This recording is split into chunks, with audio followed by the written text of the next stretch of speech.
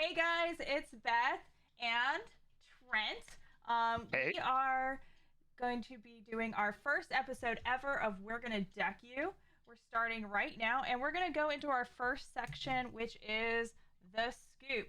And the scoop is where we talk about magic. We talk about what we're excited about, and this time today, because this is a brand new thing, we're gonna be talking about Kamigawa, which is coming out next week.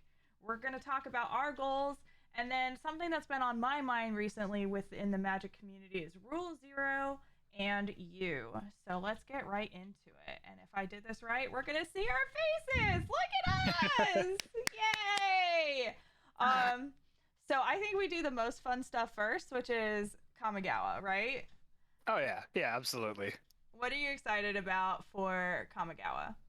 Like, what's like? Well, I mean, so as a nerd, as an anime enjoyer, obviously, I am excited for the mechs. I think vehicles have been a really cool thing since Ixalan. Mhm. They didn't take off very well. They were slightly overcosted back then. Things are obviously different because now we've got pilots. There's multiple Fox pilots. A lot of them have the ability to crew things bigger than they normally would. So I think Yep. they're approaching mechs and vehicles in a really cool way. We've got sagas all the way down to common rarity. I know there's a lot of popper people that have been talking about that, but just enchantress decks in general are going to get a huge boost. Right. We have a new Jin Gitaxias, which we got Vorinclex last year, so getting Jin this go around, and he's stupid powerful, so that'll be a lot of fun. Uh, I'm excited for pretty much everything except like all the green shit, because all the green shit is Wow, it's all the just green shit. I'm the green player, and you're like, fuck that green shit. well, like green just kind of gets a little bit of everything, you know? Mm-hmm. Like Mm-hmm. it gets it it's good. We don't need more stupid broken green shit, and I will say that so far with the spoilers there's not a lot of stupid broken green shit in the set, but there's so much support for existing archetypes that didn't need support, and there's like very subtle things getting crept out, like Tamiyo's safekeeping is a 1 mana instant that gives hexproof and indestructible to a permanent, and you gain 2 life. Like we already had blossoming defense, snakeskin veil, and like withstand death, and Mm-hmm. this is to an extent just better than all three of those. Obviously blossoming defense gives +2/+2, so there's a little bit of like additional utility there for like it sees some play in power matters decks, but Yeah. otherwise, giving something hexproof and indestructible means that it doesn't matter what kind of removal gets pointed at that's something you're trying to protect, it's going to be protected. Yeah. Whereas Withstand Death only gave indestructible and Blossoming Defense only gave hexproof. So now you have an all-in-one. It's if you run either like Withstand Death or Blossoming Defense, you just automatically run Tamiyo Safekeeping. There's no So, point in running anything yeah. else.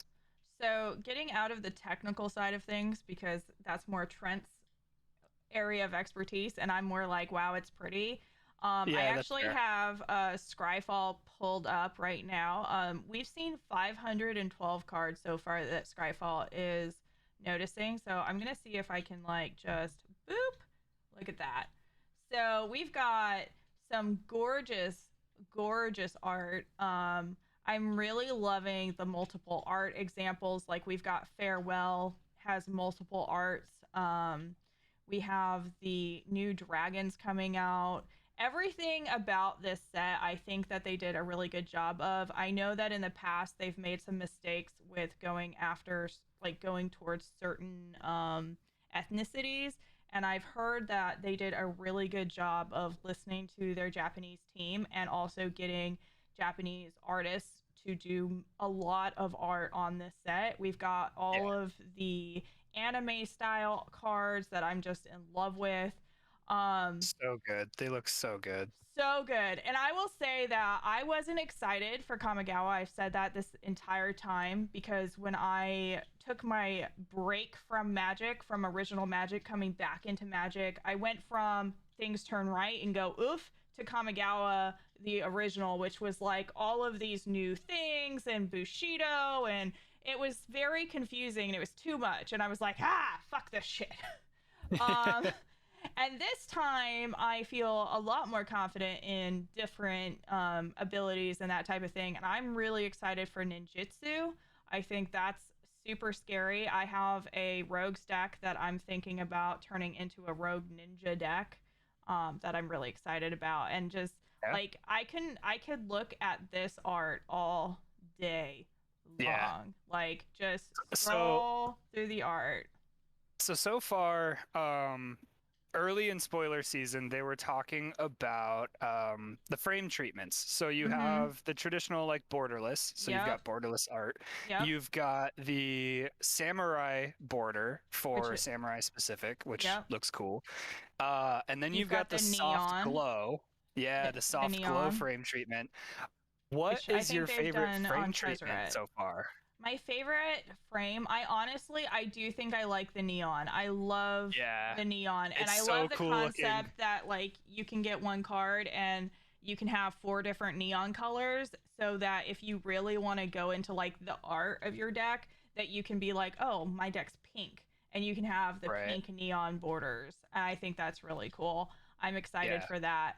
I will say that my favorite, like, check this out. This is Hidex Yeah, the neon ink Hidetsugu. Hidetsugu. Yes, Devouring Yeah. Chaos. So he comes in purple, pink, green, blue, and yellow, which I think some people complained about because they were like, well, now I have to collect all five of them. Which, okay, sure, you don't have to, but you No, get to. You get so to. some of us like I'm a collector whore, right? So Yeah. like I've seen your collection. yeah, no, it's stupid. I love I can't stress this enough. Ever since like Ikoria and a little bit of Theros Beyond Death, I wasn't super sold on the constellation treatment. And I didn't like the adventure treatment back in Throne of Eldraine when it first Yes. came out. It took me about Yes. a year to actually start liking it. I do like it Mm-hmm. now. I think it looks really cool. But man, since Ikoria's like the comic book alternate art treatment that they did Mm-hmm. was just amazing. And so I've been a sucker for frame treatments. So for Yes. me, I'm definitely one of those like, well, if I pull the Wanderer or the Wandering Emperor, I really want like the All of them. anime version, but like every other version of her looks fantastic. So I'm like, Yes. well, regardless, I want I All of want them them. all, I want them Yeah. all, right? So I will say that I am excited to finally be getting Kadama of the West Tree. I use Kadama in almost all of my green decks. I know, fuck green, but I use Kadama in anything that has green. Kadama's in there. I love it. I love it almost as much as I like, what is that 2-drop that you catch me using all the time that allows me to put one thing bigger? Search for Oh, Greatness. In Search of In Greatness. Search of Greatness. So Yeah. with In Search of Greatness and Kadama of the East Tree, those two together in any green deck just make me happy. And I sometimes use those as an excuse not to play ramp spells, which drives Trenton insane, but Yep. that's fine. But to finally have all four trees, I'm just super excited about. Yeah, Someone's at I my think front door. Hey, we're live, but you can come in.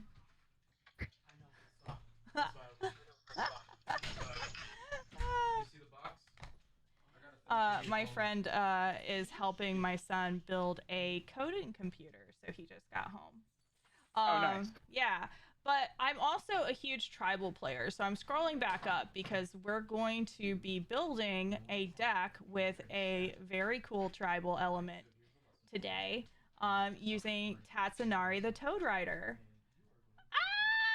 Yeah, Toads! Sultai Frogs. Yes.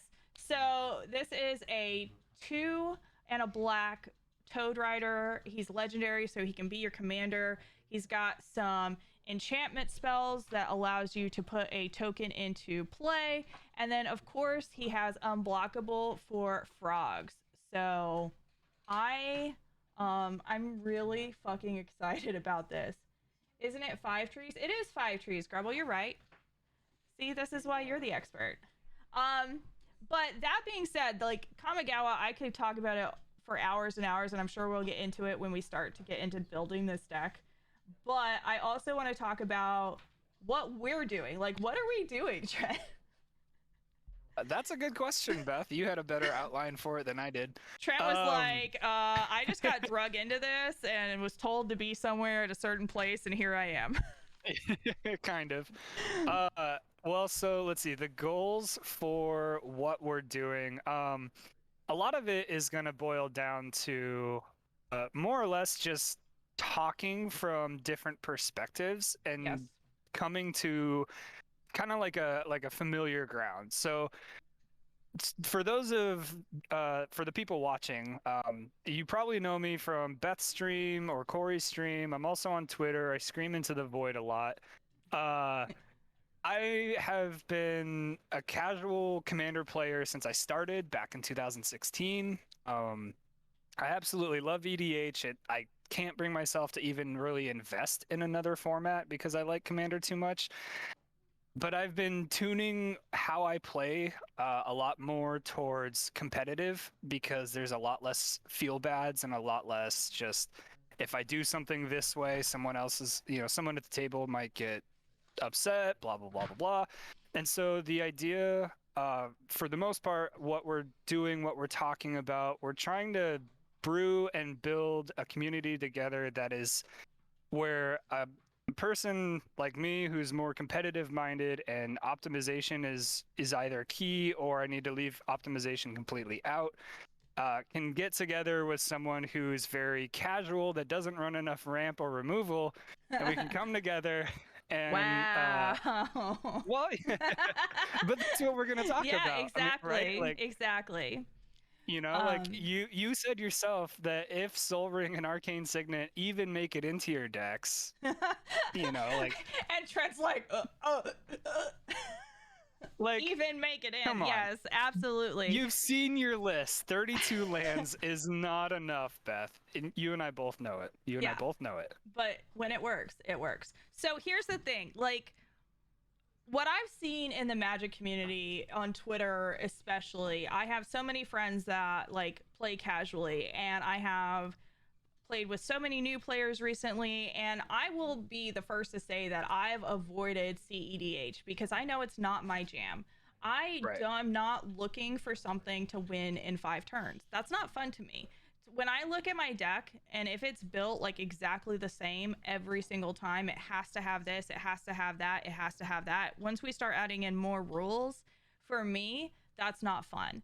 And so here's where we have to come to the middle ground, which is like, yes, is my deck jank as shit? Does it not have enough lands? Probably. Is it weird? Yup. Does that mean it's not fun? No. So you have to come to the point where it's a game and you're having a good time, and you also have to be okay with losing, which I actually listened to a podcast. If you guys want a good podcast to listen to, is Commander at Arms with James and Paul.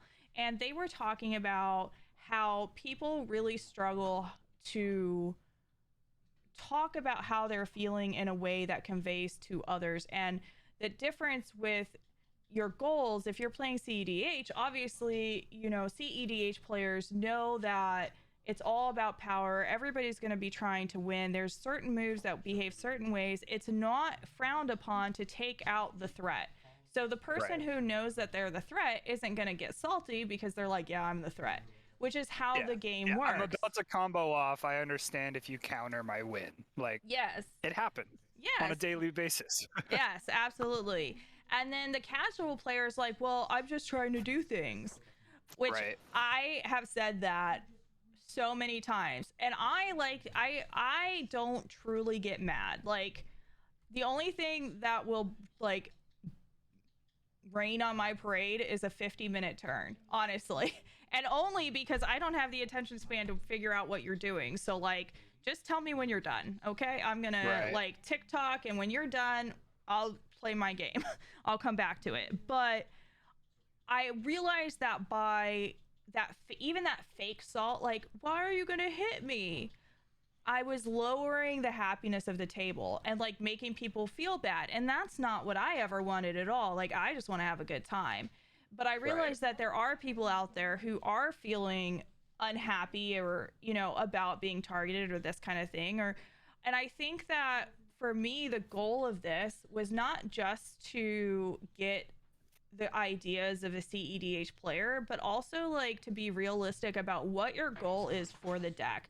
So we do have a rank your deck section, which is we're not doing today. We'll do that our next time, where we're going to go ahead and rank decks, but we're not going to do the traditional, oh, it's mid high or it's CEDH. We're going to say, okay, what's the goal of this deck? What is the Right. goal of this deck? And does this deck do what it's supposed to do? Okay, if your goal is to win, does it win? But I don't want winning to be a goal. I want it to be a goal of, okay, my goal is to gain life, or my goal is to put a lot of counters out. My goal, because guess what? In a game of randomization with four people with 100 card decks, you're not going to win every single game. Well, Even, and you definitely shouldn't, yeah, like yeah. technically speaking, in if everything is 100% transparent and everyone's on the Mm same page hmm. Mm hmm. from the get-go, you should really only win one of every four Yeah, games, give or take, exactly. and the Command Zone several years ago did a video, and they actually broke down statistically what like a turn one Soul Ring actually does to your win rate, where going first actually affects your win rate. And basically they made it to a point where if you go first, you have like a 1 or 2% chance of like better than 25. So you have now a 27% chance roughly of winning. But if you play a turn one Soul Ring, because you're already ahead, you are more likely to lose than you were if you were to be going, if you go first and you play a turn one Soul Ring, you actually like net 25%. You stay even because you declare yourself a threat early Mm on. hmm. You're already going first, so Mm you hmm. have like you get to see what everyone else does before you even really need to worry about your game plan moving forward. Yes. But so it's just one of those things where if you are actually winning 40 to 50% of your games, you're probably outpacing your pod, which means more than likely you're not being 100% honest if you're having a rule zero discussion. And if you're not Right. having a rule zero discussion, then you should probably be having rule zero discussion Rule because zero discussion, exactly. right. Well, and it's so funny because we look on our Magic Arena and we've got all these apps to tell us, oh, this deck has a 40% win rate, it has a 50% win rate. Well, here's the thing that's different about Magic Arena than paper Magic. Magic Arena, all of those are run by a computer. So the randomization is always going to be optimized. If you've ever played a deck in Arena and then you've taken that same deck to your LGS, listen, your deck in Arena is always going to perform better because it has a perfect shuffle. It has that perfect build. It's just it's a computer. It can't truly randomize in the way that when you shuffle a deck. And also, yes, the deck might have and I'm not trying to say people are bad at Magic. The deck might have a 40% win rate. That doesn't mean you have a 40% win rate. You have to Oh yeah. that's just saying that the deck should win 40% of the time. And if you look at that, even 40% of the time, if you look at grades in grade school, that's still an F. Okay? That's still failing. Right. So you need to expect to lose. The game is not about winning or losing, it's about having fun and community, in my mind. And even at the Right. CEDH level, it's not about winning or losing. It's about seeing the coolest things that you can put out there and the coolest things Oh that you yeah. can do. Yeah, I am like you, Beth. I like winning. Like Oh I God. am a competitive motherfucker. Holy Yep. shit. Yeah. But it's one of those things where I really started to notice it when playing casual. I just wanted to be able to to like, for example, when we played last week and I was playing Villas, it was Whew. very frustrating to be paying life to draw just like, turn 2, Knight's Whisper, draw 2 cards, lose 2 life. Turn 3, Painful Lesson, draw 3 cards, lose 3 life. And like, yes, I'm using my life as a resource, but I have an 8 mana commander that I'm trying to get out before some green player drops fucking Avenger of Zendikar on turn 5 and makes 20 plant tokens because they have 10, like, That wasn't me yeah, this time. It wasn't me. but But you know I what know, you know what I mean. Like, I know, I all know. it takes Yeah. for like a coma player, like a coma player Oh can my drop a god. doubling season and Fucking coma the coma. following turn, Fucking and the game coma. is over. My Like, friend played coma. So my friend has a Tulane deck, and we played last night. And he played coma against, what did I play? I played not Negan, maybe Negan. I don't know. But what I do know is that even though I was still kind of controlling the board state, I took his Tulane from him. Like, I took it. And I had it over there on the side. And then the next thing you know, he's got coma out, and I can't fucking stop these goddamn snakes. oh yeah. Like, I mean, it's Yeah, a good and play, don't get me but wrong, holy Coma shit. fucking dies to Swords to Plowshares. Don't get me wrong, Yes. like, everything, anything and everything can and will die to removal. I'm Yes. not saying Coma is broken. I'm simply saying if a I'm green player yeah. can get a 7 mana creature out and a doubling effect before I can get an 8 mana fucking demon out, like, Mhm. there's gotta be an in between, like So, that's why, so like, I posted a poll on Twitter the other day about whether or not Jeweled Lotus, Mana Crypt, Mana Vault were considered casual, yeah. and almost 60% of people, I got over like 200, it was almost 250 like people responded, over almost 60% said that that would be perfectly fine in a casual setting. And then you Yeah. had a lot of people debating whether or not it was casual in terms of what the commander was. But if it's And coma, like, is it still we casual to run Jeweled yeah. Lotus? He doesn't fucking need Jeweled Lotus. You Well, and get we a Mana do Dork and a have this Nature's Lore and it's game question. over. We do have this question about, like, is power creep killing casual Magic? And I think there's a lot of casual players who aren't truly casual players. They want to win more than they want anything else. And Right. so then you're playing the wrong game. But Yeah, that's true. they're afraid to lose in CEDH, or they're not able to spend the money in CEDH. So then they're kind That's of a myth. stuck. That's a myth. Well, no, I know. I'm just like, they feel kind of stuck in that casual mindset where they're Yeah. playing, oh, I'm just playing casually. Like, I don't have, the mocks or whatever. I don't even fucking know because Right. I don't like. Yeah, like, you don't have a 2-card combo, but you have a 4-card Right. combo that you can easily find because either you're in the right colors to, whether it's tutor or draw an absurd amount of cards and draw into it, or whatever. Like, there's a dozen ways to go infinite on 3 or 4 cards. I mean, look at Chatterfang. We've talked about Oh this God. before with Yeah. Pitiless Plunderer and like Tireless Tracker. It just becomes, you have, technically speaking, as long as you can create or have 2 squirrels by the time Pitiless Plunder hits the battlefield, it is literally game over. Like, Yeah. more or less. And I had, I'll be honest, I had Chatterfang out the other night, and I had infinite mana, but I couldn't get the next card I needed out. And somebody else ended up winning the game because I just couldn't, like, do it. But I felt for myself that was more of a win, because I will be honest, I had like a turn 4 or 5 Chatterfang infinite squirrel infinite win combo out.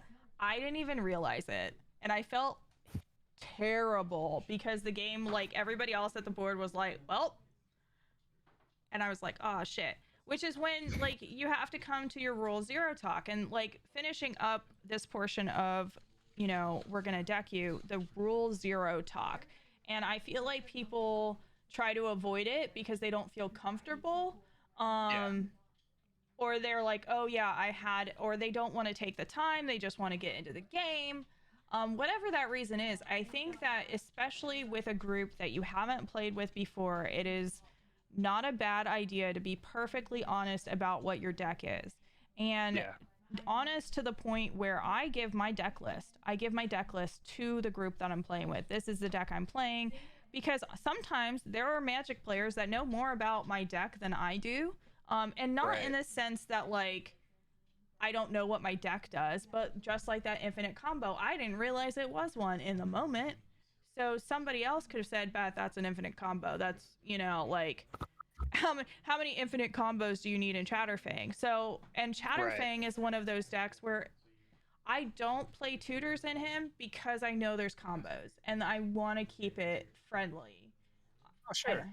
so, Yeah, I don't and run tutors in like any of my casual decks. Even the yeah, 4 or 5 mana tutors, the only reason I've been considering even adding things like Final Parting is one of my favorite. Like it's a 5 mana tutor. One yeah. goes to the graveyard, one goes to your hand.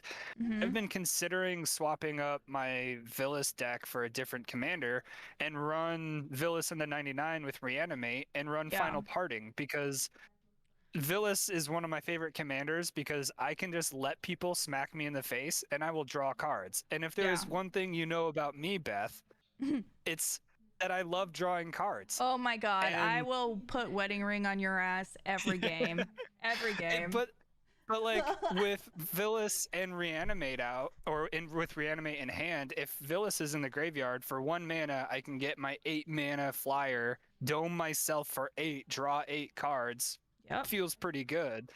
But with him in the command zone, everyone just kind of gets to a point where it's like, oh no, he's gonna have a flying 8/8. And I'm like, Yeah. yeah, flying 8/8, but it's not.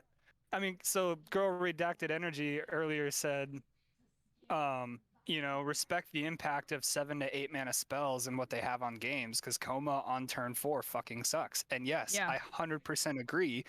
Coma on turn 4 is not a fun experience, which is Mhm. why, and Dingus said more or less, he commented a lot on my Jeweled Lotus fast mana thread. Mhm. um yeah, the reason that I feel the need to start running that level of powerful card in my fucking non-green decks is to keep up with a green deck. Yeah. Like green Well, a and green deck can just capitalize on 6 to 8 like stapley ramp spells, yeah. and you are guaranteed to get to a level by turn 6 or 7 that no one else can touch unless they are running that level of fast mana. And it's Yes. I won't So, say it's game breaking because it obviously hasn't broken the game, but it does like it does make me feel this need to start running some of these more powerful effects just to keep up in sans green colors. yes.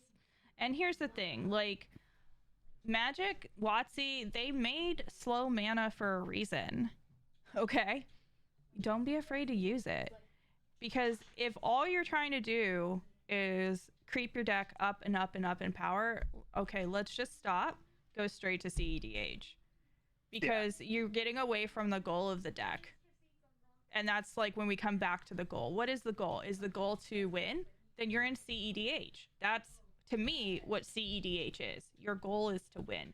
And it might win Right. a different way. It might have some cool different things to win. But if the goal, the ultimate goal is to win, then, Yeah, that then you're playing a you're competitive game at you're that point. playing a competitive game. So you do want the fast mana, you do want the ramp, you do want the tutors. If your goal is to put a lot of people on the board and +1/+1 them, and you want to play Hamza and get him out for cheap, then okay, you're there to have fun. You can have both, but to Okay. have both, you have to understand what arena you're in. Yeah.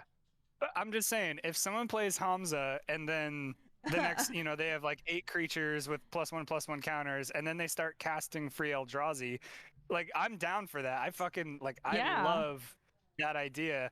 You just got to realize that as soon as you start dropping free Eldrazi, you will become a target. Yes. Like Yes. So identify your target. So your rule zero discussion should be a honest talk about the goal of your deck, what's in your deck, and what you think are targets in your deck, and what you think are targets in your opponent's decks. Right. Okay? Because I go into every rule zero deck and I say, listen, if you're playing slivers or you're playing mill, I will target you. Like that's just I will target you. I can't like I can't overcome it. It will happen. I'm telling you now. So Mill players just want you to see your deck faster. You know, no, like you want to see your no, deck. you They want cannot you to see you your cannot deck. convince me. You cannot convince me. All right. So I think that kind of I mean, do you have anything else that you should like definitely talk about in Rule Zero? I don't think so. There's been enough people between Twitter and other streams that have talked about Rule Zero and Yeah. what a good approach to Rule Zero is. I think it was Rachel Weeks posted a really good change to what the Rule Zero conversation could or should be to Yes. more of a pre-game conversation. So Right. how much fast mana are you running? Are you running Mana Crypt, Ancient Tomb? Are you running a suite of tutors? Are you only Mm-hmm. running one or two? Do they grab specific things? Are they, if you're in black, are you running the generic I can grab any card, which might be a Soul Ring or might be a basic land so I can hit my next slam drop, like Absolutely. there's a lot of those very small questions, and it seems small right now, but I guarantee if you have that conversation, Mm-hmm. it's not going to be backbreaking if you say, "Oh yeah, I'm running demonic and diabolic tutor, so a 2 mana and a 4 mana tutor that can go grab me anything." But I'm not running any infinite combos. They're mainly here to grab my favorite cards, my Right. Villas, my whatever. Or if I really need the mana, I use Demonic Tutor mainly to grab Soul Ring. I Or used if a demonic yeah, tutor to grab a land the other day. I think you were in that game. yeah, It yeah. was painful, but I did it. Damn it. In competitive, Yeah. it's not the end of the world. Like Right. sometimes you need to ensure that you're going to hit your next Yeah. land drop, and I like think the other thing that is important, and this is where it's going to get a little bit harder, is talking about your mental state. And I am a strong proponent of mental health is health. I have ADHD. So when I play a game with someone, I tell them, listen, I'm not trying to ignore you, but I might miss triggers. Please let me know if there's something I need to know. Make sure that I know, please, because yeah. otherwise I am 4 turns behind going, what happened? What this? What that? What who did? And I try so very hard to pay attention. I really do. But even now, like I'll be looking at chat, I'll be looking over here, and if you're taking Right. a 40-minute turn, I have checked out. And I like listen, I'm trying. So like if you have something going on where you need to leave or you know that you have to be done in a certain time, all of that stuff, like be honest with the group so that they know because it's a lot shittier when you're like, and I've done this to Trenton. You try to start a game up and you're like, and I'm gone. Bye. Um, and also, Yep. Bear, Peace. you're absolutely right. How do you want to handle miss triggers? How do you want to handle takesy backsies? Yeah. Because how do you want to handle mulligans? Those are things that you need to address in your Rule Zero talk. And these things are tough to talk about, especially when you do have mental health or disabilities happening, because we're taught that it makes you less, but it doesn't make you less. But it is also not fair for someone else not to understand why you're not getting something or why help people help you is all I'm Yeah. saying. No, So, absolutely. so yeah, are we ready to get into the meat of it? Yeah, I think so. We're ready to go to the construction zone? What? What? All right, here we go. Look at this. It's going. It's going. It's going. Ah! We are going to be building Tatsunari Toad Rider. And I'm so excited. We're gonna go Super ahead and stoked. take this introduction back. I've already got him ready. And I think the way we agreed to build this guy was we were going to do, what was it, 5 cards? You do 5 cards, I do 5 cards? Yeah, more or less. More or less. So let's start with, what do you put in every black, green, blue? I know there's a word for it and you know it, but what do you put Right. in that So deck every color? soul tie. I Every love soul soul tie. tie. Yeah. All right.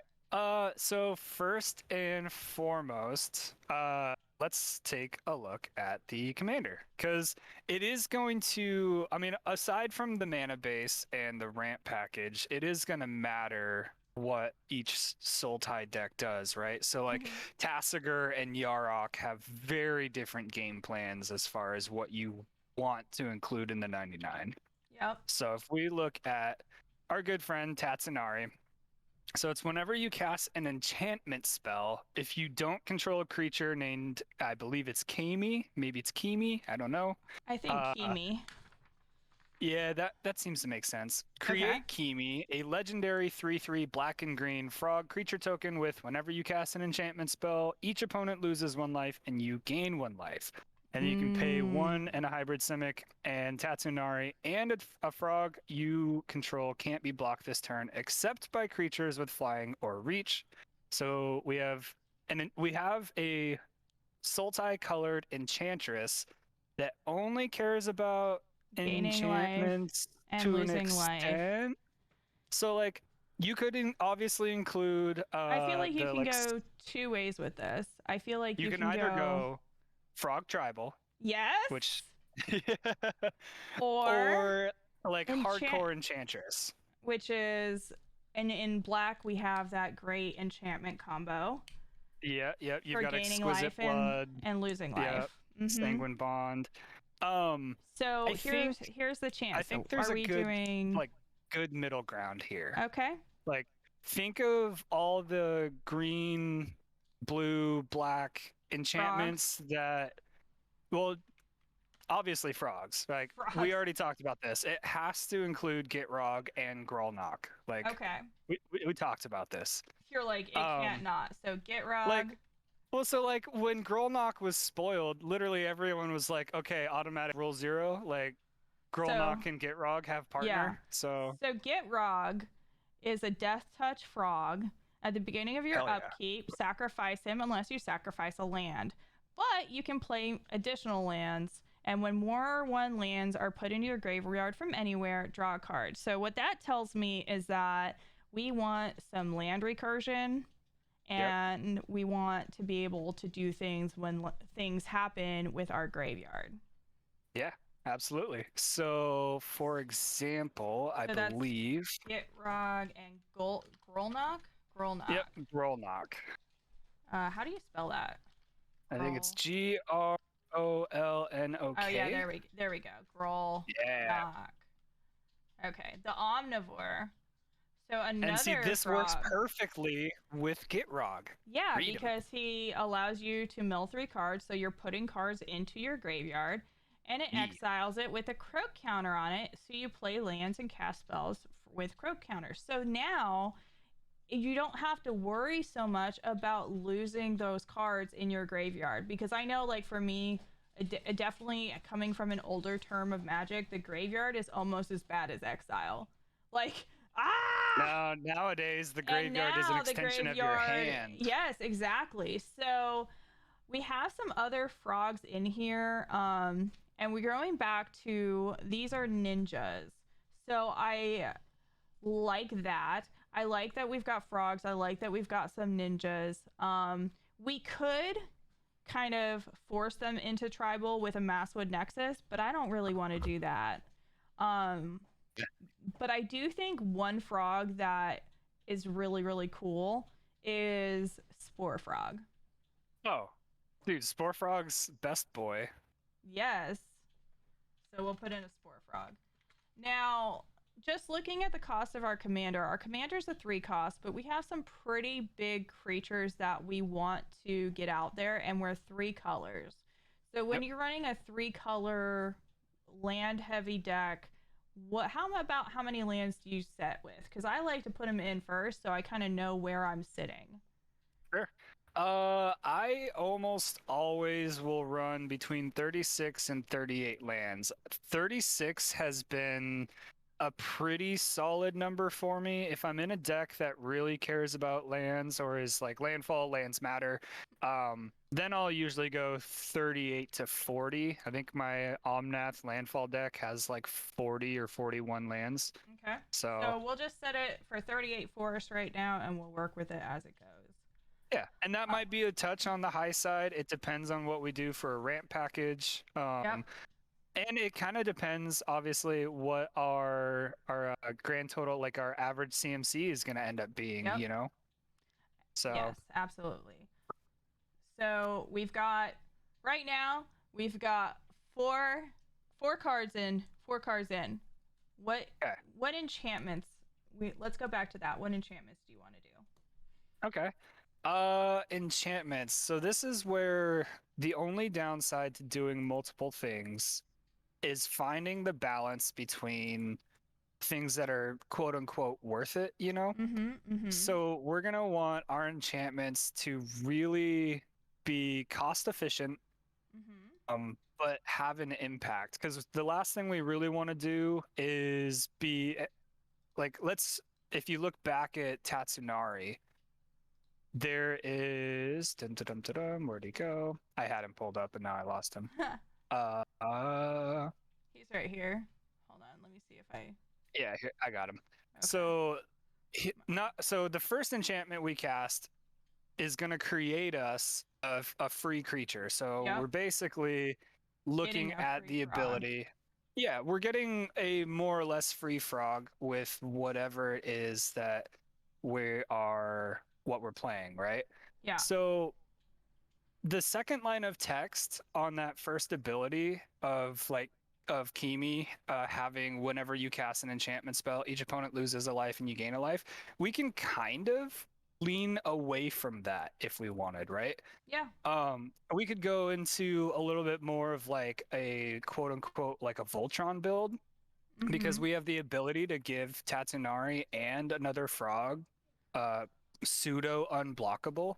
Mm-hmm. So we could do something like Archetype of Imagination, which will give it's an enchantment creature, gives all of our creatures flying, makes all the opponent's creatures lose flying. It's a big 6 mana enchantment creature, but it kind of sets up an end game. Like Okay. if So. if combat is going to be our win con for the most part, Yep. being able to ensure we get things through Okay. like it's not cost efficient in the sense that like you're gonna cast Tatsunari and then you're gonna cast this one turn later, you know, like Yeah. that's I feel like Archetype sets up an end game. It doesn't set up our game plan super early on, but like once we have a board state, like Archetype of Mm-hmm. Imagination becomes our end game.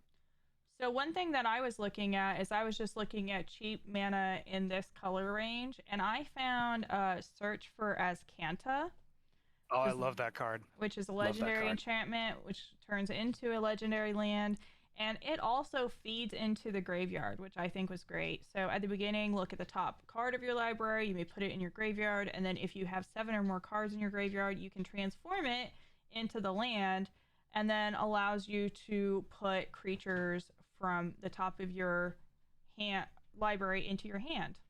Yeah. So I think that one would be really awesome. Well, and it works out pretty well if we manage to have Grolnok on the battlefield while Search for Azcanta triggers whenever we put something into our graveyard from our library, it gets a croak counter. So then we can Hmm. start playing things that we put into the graveyard with Search for Azcanta. Yes. That's Um, pretty slick synergy. so chat is saying exploration and mending of Dominaria, also Yeah. xenograph and conspiracy. Yeah, so Exploration is just a stupid good card in It's just general. standard. It's just so good. Like, So exploration, you may play an additional land. just so good. I Which love. obviously helps trigger or works with Gitrog. Mm-hmm. Like Yes. just feeding, I mean, being able to play all these extra lands is going to be really good. Now we Mm-hmm. got to figure out what's going to be our best way to draw cards. Yep. And I'm torn on saying we should include Rhystic Study because I I love Rhystic Study. I play it in like one casual deck, and I know people fucking hate it. Um, but with that being said, there are some pretty decent like budget alternatives to a Rhystic Study, like Kumena's Awakening, which Okay. is kind of a group huggy card at first. Yep. But once you get the city's blessing, it is 100% just works for you. In the same vein of things, you've got Dictate of Krufix, which while it will always help opponents as well, you can flash it in before your turn, which in theory is actually the best way to do it, right? Like Yeah. cast Tatsunari, and then on your turn 3 or 4, the turn after you cast him, you just hold up. Then you Yep. flash in Dictate before your turn, which creates a legendary 3/3, which then you draw an additional 2 cards. Now you have it's like giving your legendary 3/3 pseudo haste, Mhm. basically, like because you're flashing something in on the end step of someone else's turn, and then at the beginning of your upkeep, you will be controlling Kimi. You'll be able to swing with a 3/3 frog, which is pretty dope. That is pretty dope. Less than Also, can we 3. really quick? I saw someone on Twitter kind of complain about the fact, or it might have been Facebook. It was probably Facebook. More people complain there.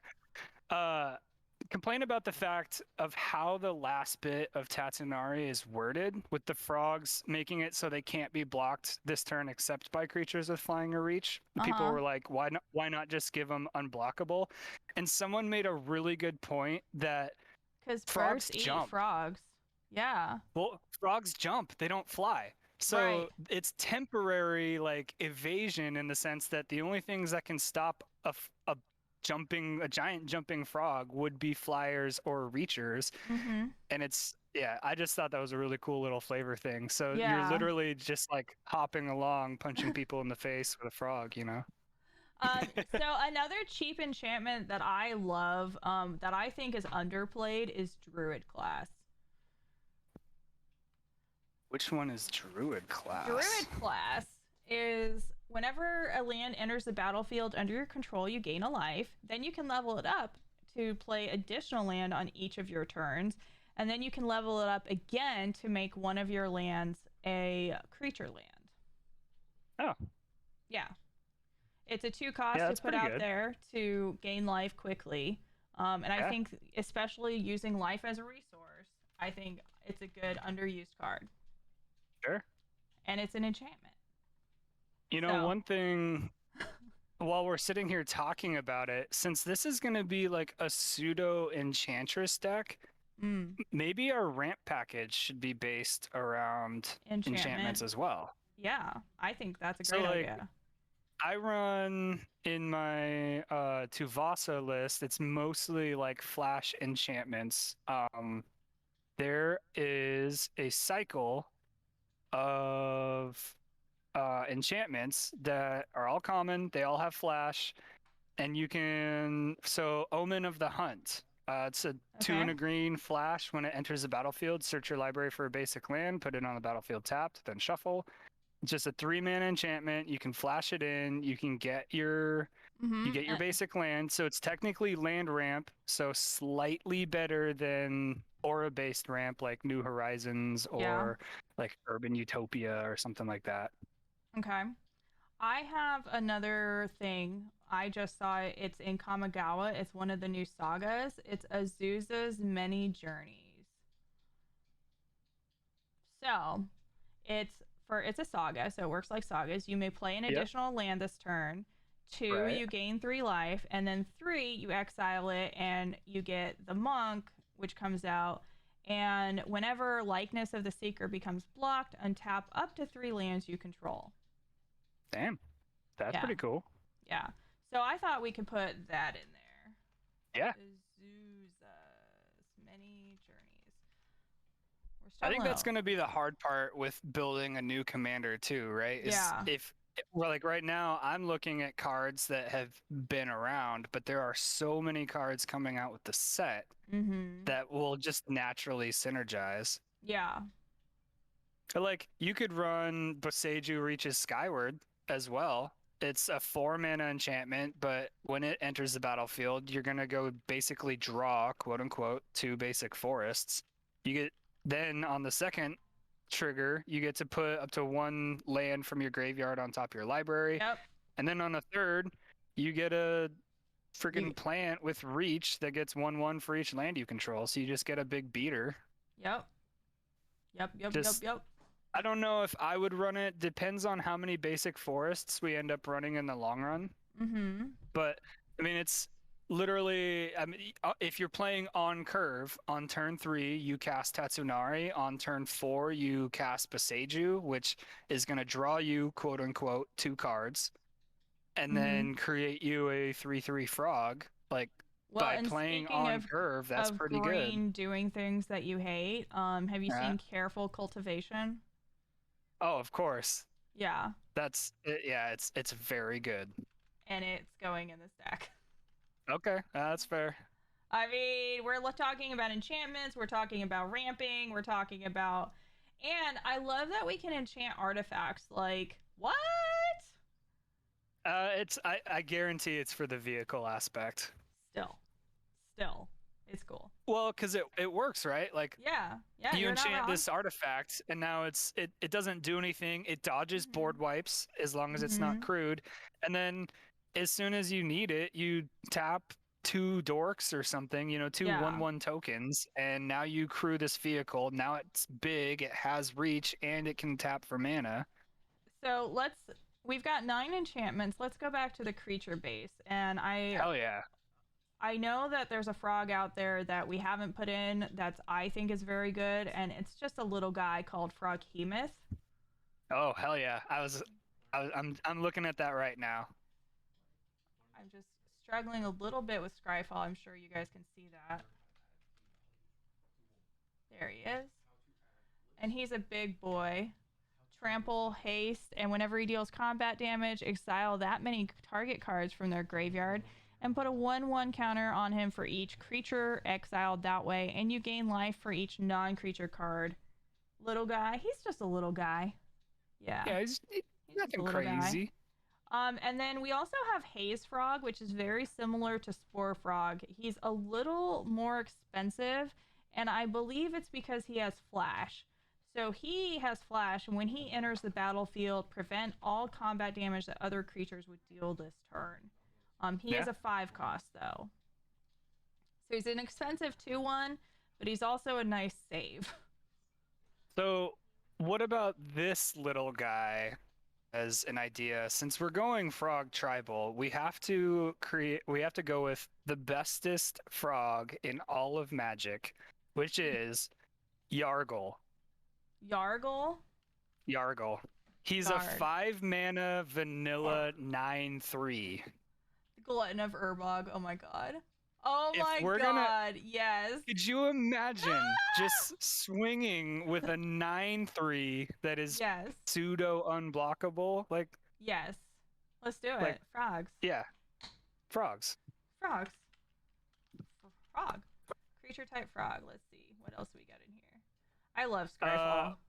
One of my favorites, and this goes back to some of my earlier days of playing Magic, is Croconura. Just it's 2 and a green for a 1/3 with reach, which is not super important, but it doesn't look like we're running a lot of like, you know, flyers in this deck. We're running a bunch of frogs. Uh-huh. So having a reach creature is good, but the fact that it has evolve means it will almost Yes. always get bigger whenever we start either casting enchantments, because then Yeah. a 3/3 will come into play, Mhm. or we play one of our other ones like Grolnok or Get Rog.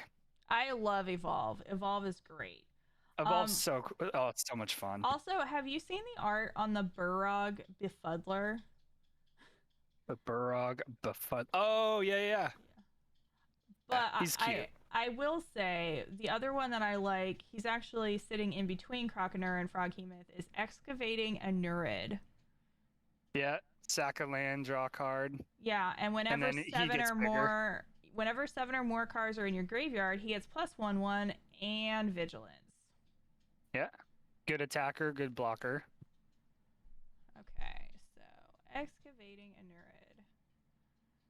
So we've got Gitrog, we've got Grolnok, we've got Haze Frog. Did we put in? We didn't put in Haze Frog, but I'm gonna do it. I know he's expensive, but I think it's worth it when you need that instant flash. Imagine Sure. a jumping Yargle just for the lulz.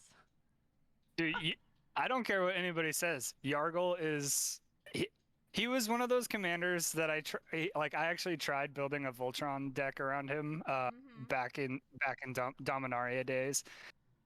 And it never really worked out, but it was always just fun to do it for the meme anyway. So Yeah. like that's the kind of deck I'm here for. Like if I'm gonna build a casual deck, I want to build something I'm just gonna have just a stupid time trying to accomplish something, even if Yes. it doesn't work out. So we have a couple other things. I like Omna Bien because you can make another creature a frog. Yeah. And so the other thing that I was thinking about, I was like, okay, so we don't have to just have frogs in our deck. We can make other people's things frogs. So there's some spells out there. There's a couple instants and stuff that like frogify. Yeah. Also, like when we talk about salt, like if you frogify some shit, like people get salty. Yeah, almost as salty as turning people's cards face down. Oof. Yeah. Yeah, that happened. Yep. Also I like, yes, turn to frog, literal instant. Yep. That was exactly. Polymorph Suggest is very good because then it blankets one player's entire field as well. Polymorphs what? Jest. Polymorphist's Jest. Yep. Yes. Oh, that's cruel and unusual. Plus, look at all the frogs. Yes. All the frogs. So let's see. We can also do we need to put some artifacts in, right? So what artifacts need Do we need to though? I mean, we should because we've got Soul Ring and or are we not? Do we need to though? Do we don't need to.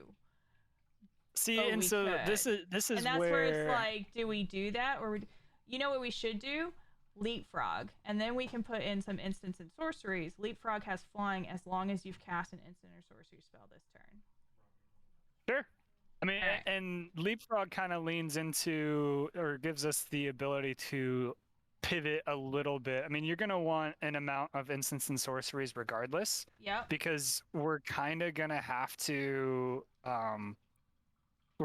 control the board a little bit, whether it's with pinpoint removal or things like Polymorphous Just being able to make sure that our legendary 3/3 Kimi frog is not gonna die every single time it attacks, you know? So that is a really good enchantment that Cryptic Dingus just suggested. Arcane Adaption. You choose a creature type, and creatures you control the chosen type in addition to their other types. This is the same is true for creature spells you control and creature cards you own that aren't on the battlefield. So what he's saying is that makes Tatsunari also a frog. I like it. If we're going, so we've got a couple other options as well. One of my favorites in a tribal build is Reflections of Litjara, which is an enchantment from Kaldheim that says when it enters battlefield, choose a creature type. But whenever you cast a spell of the chosen type, copy that spell. Yes, more frogs.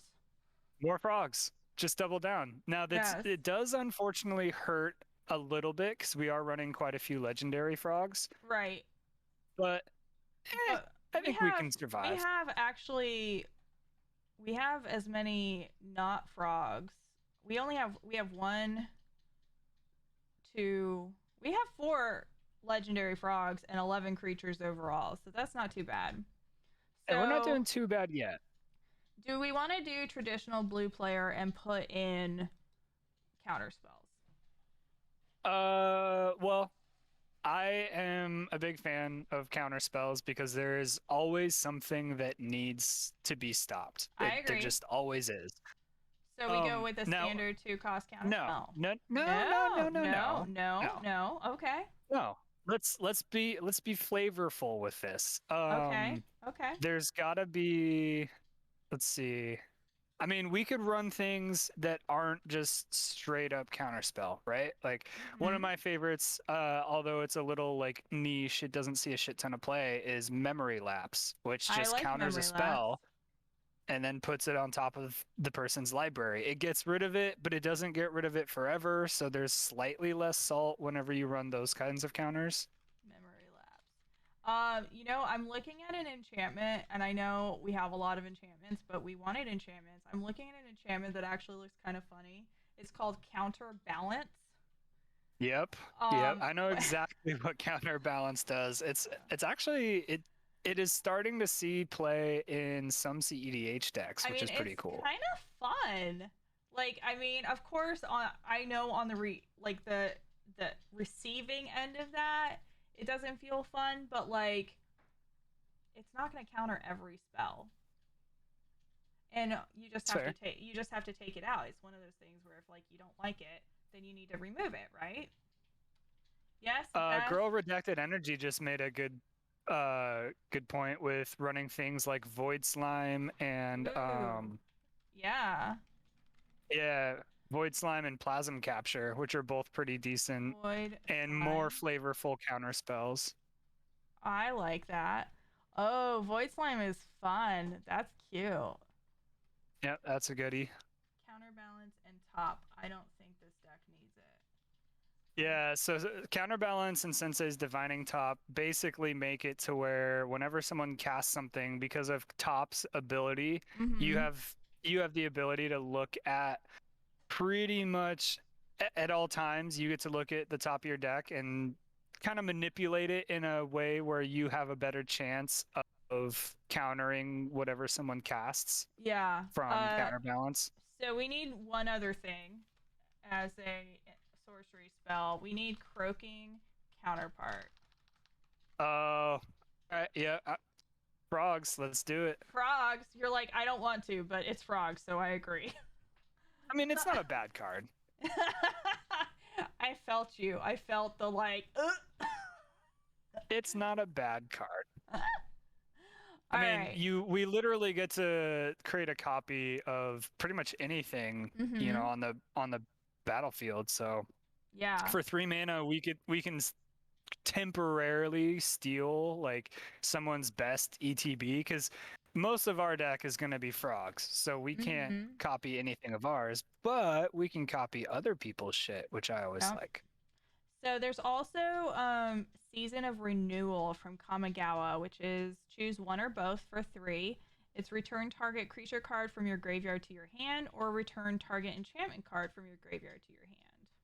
Yeah, it's a regrowth effect. It works with what we want to do. I Yeah, see no reason not to include it. And it's an instant. If it was a sorcery, I'd be a little less high on it. But an instant speed like regrowth that can get us potentially 2 things Mm-hmm. back is pretty good, Yep. even if it is a common. Even if it is a common. Now Speaking of which, we also have the we need to go ability. back to our ramp package still. Yeah, We're ramp. lacking. We're lacking in ramp. Tell us about some ramp. So let's see. You've got things like Wild Growth, which is just a 1 mana enchantment. You enchant it to a land, it adds an additional green. Mm-hmm. I Let's snuck see. in Tamio's safekeeping while you were talking, by the way. Yeah, yeah. You were Fuck like, that. you're like, all right. Fertile Ground is another one. It's 2 mana for an enchantment that makes it so the enchanted land adds an additional mana of any color. Yep, I like those. Um, We've got things like Nyliea's Presence. It doesn't technically ramp us, but it is better fixing, so we can enchant a land. Like Um, we can, in theory, keep a hand with where we're lacking a color, and still be able to have all of our colors with something like that. Plus, it's a I cantrip, which is good. I just saw something that is not a ramp package, but it is a ramp package. It's from Kamigawa. It is a creature, but it's an enchantment creature. And this one Is is it the Weaver. Tanuki? No, it's Weaver of Harmony.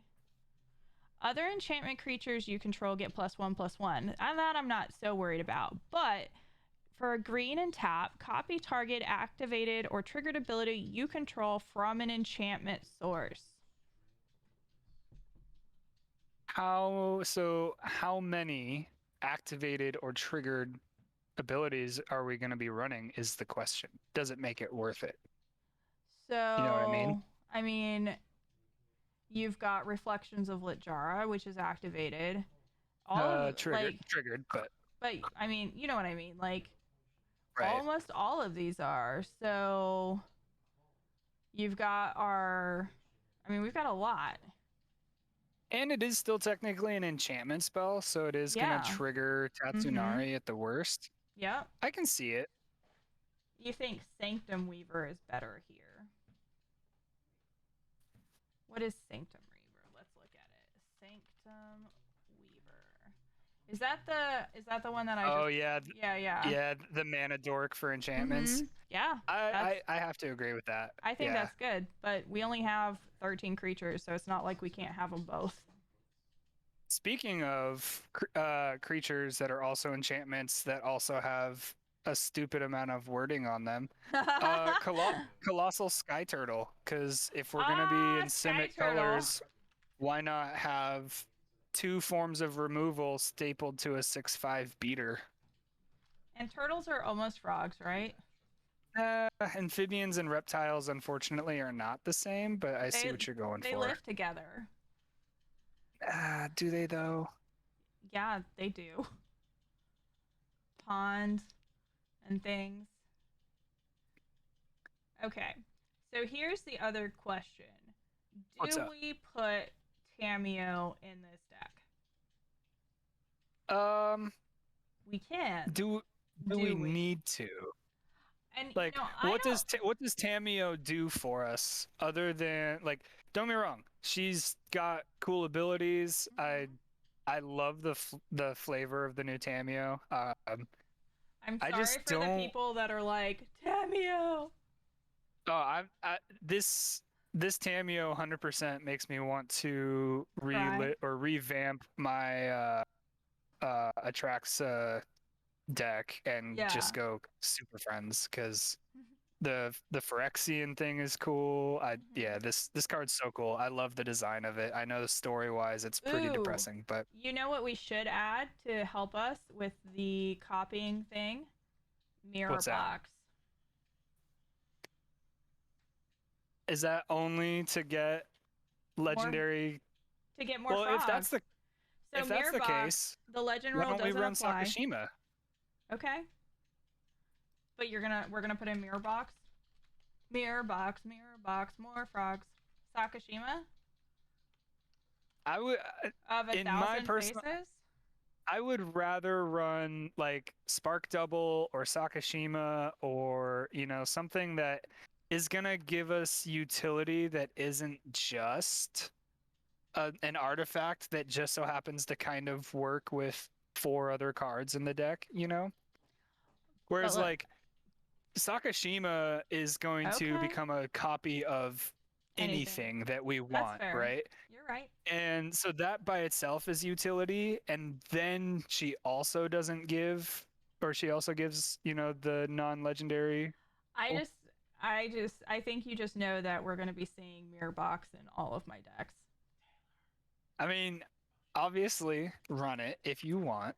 You're like, I hate you, but okay. I just, cards that like serve kind of more of a niche purpose, like they're fun to include, but I don't think it's worth a card slot, whereas Sakashima is almost never not worth a card slot. Okay, so land from Kamigawa.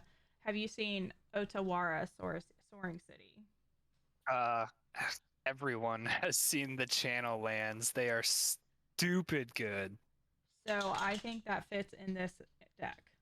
literally all three of them fit in the deck. There's zero. It's zero opportunity cost. They are, as much as I hate to say this, they are quite literally auto includes in almost every deck you could ever want to build moving forward. There's no reason not to run them. They It's replace a basic, mhm. and they have very relevant abilities stapled on top of them.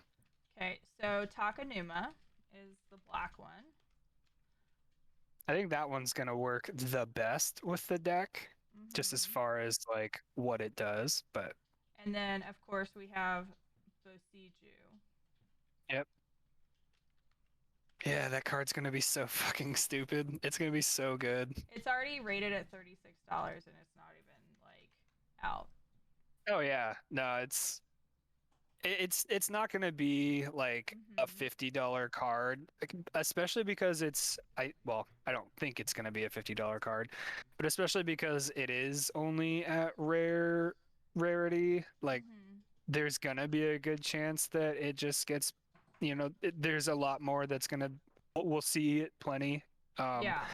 but it's just so good. I mean, especially from the competitive side of things, you're looking at a card that gets around uh, some of the biggest stacks pieces in the game with and it can't be fucking stopped. Like it just can't. You Hmm. can't. I mean, you can stifle it, but stifle sees so little play, or for the most part sees so little play in competitive that, I mean, you'd be hard pressed to always have an answer for Nuseju, and yeah, it's Yeah. gonna be an auto include, and Odawara is gonna be the same way. Yeah. Yeah, very good, very very good effects for sure. And they all fit in our deck. Yay! Absolutely. Oh man. All right, so we are sitting at about 77 cards, not fixing our land. We have some ramp now. We have about 7 instants and only one sorcery. So, what else do we want to do with this deck? Well, we need ways to get around. We need a slightly better removal package at the moment. Okay, So, we need like some right now, we're only exiling. running we're only running a couple of We're running a things. couple of counters, but no actual removal, so no black. And we're Yeah, running like we've really got light in black. We're mostly yeah, single. right. We've got like Polymorph's Jest, which is a way Hmm. more or less to just like annihilate someone's board. Hmm. Um, Along this like same vein of where a lot of white decks will include a like an Elish Norn as a game ender. I think something along the lines of giving creatures -1/-1 or -2/-2, something like a Massacre Worm Or is like, a good what about effect. like But I'd like to. toxic deluge? The Deluge is good. It it's the reason it's one of the few board wipes that sees play in CEDH, right? Like Yeah. it's good. So Um, do we put it in? Obviously we don't have to run Deluge per se. Oubliette, actually, yes. Let's run Oubliette Okay. because that card is really neat. It's a enchantment. Yep. Target creature phases out. Tap that creature as it phases in this way. Nice. It gets around commanders, which is really fun. Lignify and Kenrith's transfer. I like Kenrith's Yeah, transformation. Geneth's transformation is a very, very good one. I like anything that like Beast Within. I like anything that like turns it into something. So let's run we could run rapid hybridization Okay. because it also has to do with frogs. Rapid, not rabid. Okay. All right, go. Ooh, I really like that. Let's run crippling fear. 4 mana sorcery, choose a creature type. Creatures that aren't of the chosen type get -3/-3 until end of turn. Ooh, I like that. Crippling Yeah, Here. that's like a pseudo board wipe. That one's pretty dope. Bye, girl redacted. Thanks for joining us. Let's see. Yeah, Kasmina's transmutation is very similar, does a similar thing as Kenrith's transformation. It's not a cantrip, but it does have a frog in the artwork, so Unwilling ingredient. I don't remember if that's a creature. Yeah. He has menace. He's a 1 cost with menace. I mean it's a free frog. Does it do anything else for us though? You can exile it to draw a card. Eh. Eh. For what, like 3 mana? Yeah, he's expensive. But he's a Yeah. cute. Look, he's in a pot. He is cute, but probably not for this deck. We could do Dictate of Erebos. I love edict effects. I would Mhm. probably keep it out of the deck. It's Okay. a very salt-inducing card. Okay. I mean, I personally ran Dictative Erebos in my Teysa Karlov deck, and it Mhm. just got to a point where Like people were just like people "Arr." specifically, yeah, during Rule Zero conversations, people would be like, blah blah blah blah blah. Here's what I don't like to play against, and it's like Grave Pact and Dictative Erebos, Yeah. and I was like, What about and, Wishclaw Talisman? it's a tutor. Or Black Market? I'm torn on Black Market. I used to really like it. I haven't been sold on it enough recently. I think it's a way to get mana without really salting. Like you're not the one necessarily the one killing people. Yeah. Hmm. What about if we run Black Market? Mm-hmm. I'm trying to think. What's a good mana sink?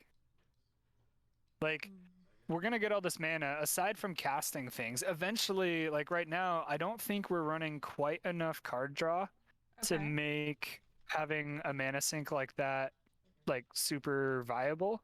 We need a mana sink. So something like if we were to build like just mono black enchantress, which I've done before, and run black market, something like greed as a backup.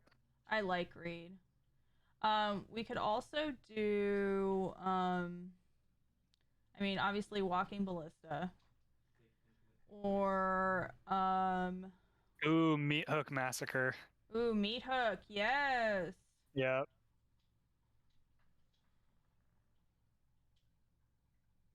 If Greed, what about OG Erebos? Meat Hook Yeah, Massacre. enchantment creatures. And then Erebos. Which one is OG? Bleak Hearted God of the Dead. God of the Dead. Yep, he's an enchantment creature. Ooh, and see, I like that even more because the line of text just above that pay ability. Your opponents can't gain life. Fucking love it. You know how salty that would make me? You do now. You do I now. love that line of text. I think opponents can't gain life is such a big thing right now. Like people need to play. Like I hate Tybalt. Yes, Dingus Egg saw my recent tweet. Like Tybalt's one of the most worthless fucking planeswalkers I've ever come across. However, his common War of the Spark one just has a static of your opponents can't gain life. It is so good. Like just an emblem basically that says until you remove me, you are not gaining life. I love that effect because so many cards have life gain just like incidentally stapled onto them. And that shit needs to be kept in check because I'm tired of people having 80 life and I'm trying to kill them with a bunch of 1/1s. I love how you say people and we really mean Beth. It's you, but like recently Okay, there was a stream. what about Grave Pact? It does the same thing that Dictative Erebos does. I'd stay away Okay. from it. Okay. Like I said, I personally love those effects, but I know they create a salty environment. Like Kaylee used to run Butcher of Malakir in her Edgar Markov deck, and it just got to a point where she would be able to just sack her tokens, and I was like, our entire play group was just like, well, fuck. If Butcher lands or if she makes it one turn around the table with Butcher Yeah. on the table, it's more or less game over for the rest of us. So Right. she became a target at all points of the game because at any point Butcher Malakir could come out, and it just made for a less fun environment for her. I agree.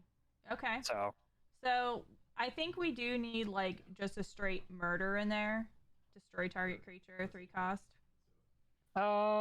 we can do better. We can do like Infernal Grasp, 2 Okay. mana. We lose 2 life. And instead of murder, if anything, run Hero's Downfall because it's a little more flexible.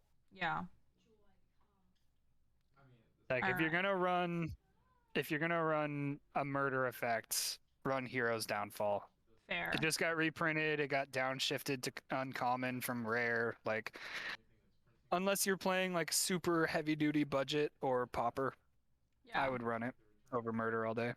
Now, do we want like Bajuka Bog or anything like that? We definitely could use some graveyard hate.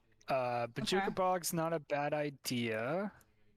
I'm trying to think. And where do frogs live? Ah, In in like swamps swampy. and bogs, right? Yeah, yeah. I'm Space. trying to think of some other good exile graveyard effects that aren't on artifacts. Um,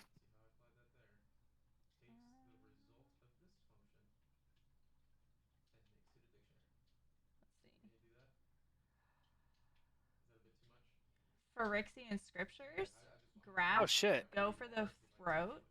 Dude, we're running an enchantment deck in black. We can run Agent of Erebos. Okay. It's a 3 and a black for an enchantment creature, so we're upping our creature count as well as our enchantment Yes. count. But whenever Yes. it or another enchantment enters the battlefield under our control, we just wipe someone's fucking Perfect. graveyard. Yes. I like it.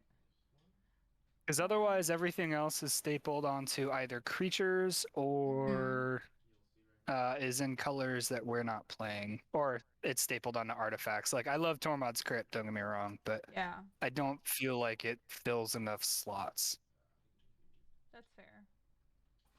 But definitely run Bajuka Bog because And it's then just and we'll put zero greed in opportunity there. cost. Yeah. So with greed in there, give me greed.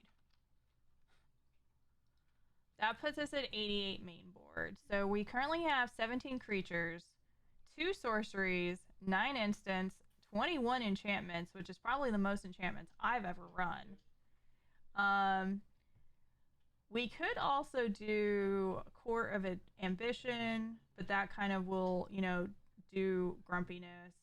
We could do Revenge of Ravens is one that I really like. Recently, I've seen it's a 4 cost, and whenever a creature attacks you or a planeswalker, that creature's controller loses 1 life and you gain 1 life. If you're gonna run the Revenge of Ravens route, we can run my favorite version of that, which is Marchesa's Decree. Queen Marchesa. Which it's gonna introduce the Monarch, which is always a fun thing to include in casual games anyway. Yep. And it basically does the same thing. Yeah. So I would probably lean that route. Plus, it's the Monarch, so we're introducing card draw, which is something we kind of needed anyway. Speaking of card draw, let's circle back to it really quick. I feel like we should probably run something along the lines of a Guardian project or a Elemental Bond effect. Something that's going to draw us cards when creatures enter the battlefield. I do like Phyrexian Arena Mm-hmm. on But like Twitter and Facebook because it's too slow, quote unquote. yeah. Um, but I love Phyrexian Arena. I would absolutely include it. All right. Kindred Discovery is very good. It's very expensive. It is no longer a budget card, unfortunately. But I do agree. I think that'd be a good one. Kindred Discovery. All right. So that's a nice one. Choose a creature type. Creatures you control. I like that. Or attacks. Oof. Yeah, it That's comes really in the good. Dragon precon. It's really broken. It's Nice. so good. So we've got, not including lands, because lands we're currently sitting at 38. We can put 7 more cards in. Okay. I'd like to see a few more creatures, I think. Sure. And maybe a couple more sorceries. And I So think we're if we do leaning creatures, Enchantress. we should do enchantment creatures, right? Yep. So let's run Eidolon of Blossoms. Uh,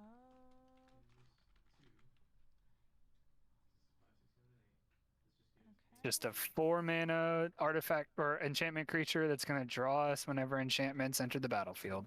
I like it. Yes. So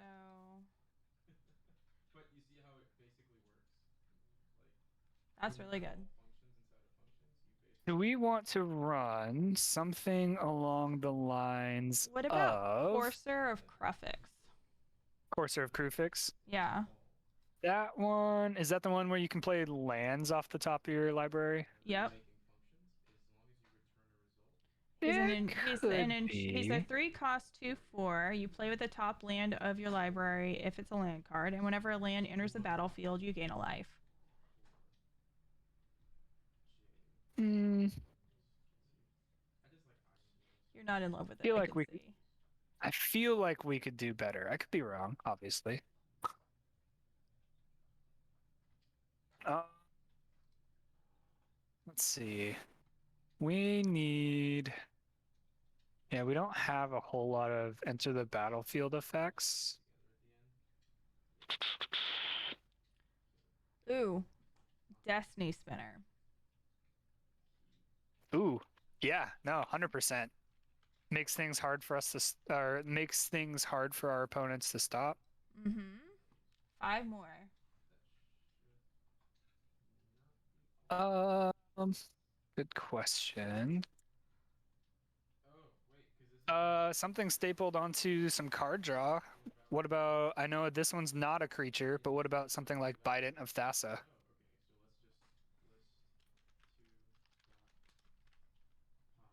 You know what else I really like?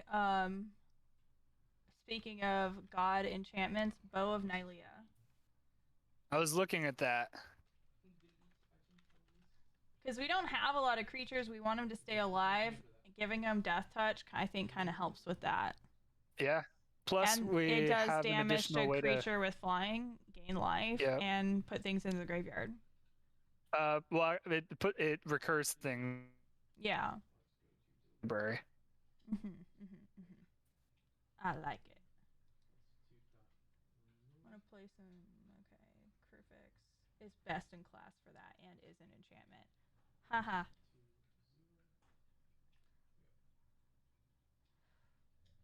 Oh, we could So, do Dreadbringer Lampads. It's a 5 cost 4/2, but it has Constellation. Whenever it or another enchantment enters the battlefield, target creature gains Intimidate until end of turn. um, I used to run it. Give me a quick second. Or Dryad of the Elysian Grove. Yeah, that one we should probably run just because it's good value anyway. Mm-hmm.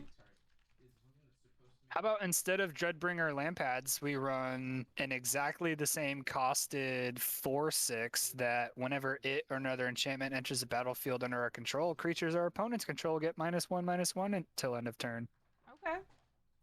Doomwake Giant. Let's do it. I was looking at him, actually. I just wasn't sure. So we have one more card. Now we're up to 21 creatures, 9 instants, 2 artifacts, 26 enchantments, and 2 sorceries. All right. One more very good creature. Let's think about this. We could run we could run Nylea's Colossus. I'm for it. Either that or Dingus just brought up Setessan Champion, which I am also looking at. I was trying to find like another enchantment creature. Well, he said that Crufix is best in class for what we were trying to do, so. I thought Crufix just makes it so your mana doesn't go away. No, I told you what it does. Oh, Cursor of Crufix. Yeah. I just don't like playing with the top of my library revealed. That's probably just me. That's fair. So you were saying Nylea's Colossus? Nylea's Colossus is cool. Just because I have seen that card end more games in like an Estrid deck than I even want to talk about. Double tar. Ooh. Ooh. I like it. All right. So we should talk about our land package. Absolutely. So let's first go down and use some of these lovely graphs. And why don't you go ahead and tell everybody what they mean? So we've got our number of cards and the bar graph of mana value. Yep. Yeah, so what we're looking at right now is an actually pretty even spread of 2, 3, and 4 drops across our entire deck. Beth, you want to scroll down just a little bit? I want to see what our our average mana value is right there. 3.3 without lands. So I think this is a good time to point out that because our curve is, I would say, slightly higher than average, EDHREC actually has an entire like podcast episode or two dedicated to like average mana curves over the last couple of years. Most decks are trending downwards, so everything, obviously, I've bitched about it on Twitter, is just getting a little bit faster as time goes on. Most decks now are creeping down into the like 3.0 to 2.9 range as far as average CMC. Because where I'm going with this is because we have what is considered to be a slightly above average curve. I think it's a good thing that we're running that like 36 to 38 lands. Yep. And especially because we also aren't running a huge ramp package that includes pulling lands from our library. Like we're not running Farseek. Right? Well, I don't care about Soul Ring, but we're not running like Farseek and Rampant Growth and Cultivate, Kadama's Reach. We're not running the typical suite of ramp. So we're not going to be pulling a whole bunch of lands from our library, which is another reason I really wanted to ensure we got a little bit more draw, because otherwise I feel like we're going to run into either mana flooding or, well, mana flooding is like the worst thing that can happen, but that's part of the reason things like Gitrog and Grolnok are kind of filter through what we can play. So long story short, you're freezing a little bit, my friend.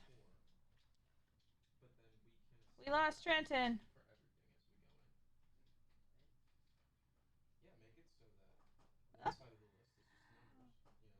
Long story short, Trenton is frozen. We'll get right back to him. This is a great tool to assess the perceived casualness.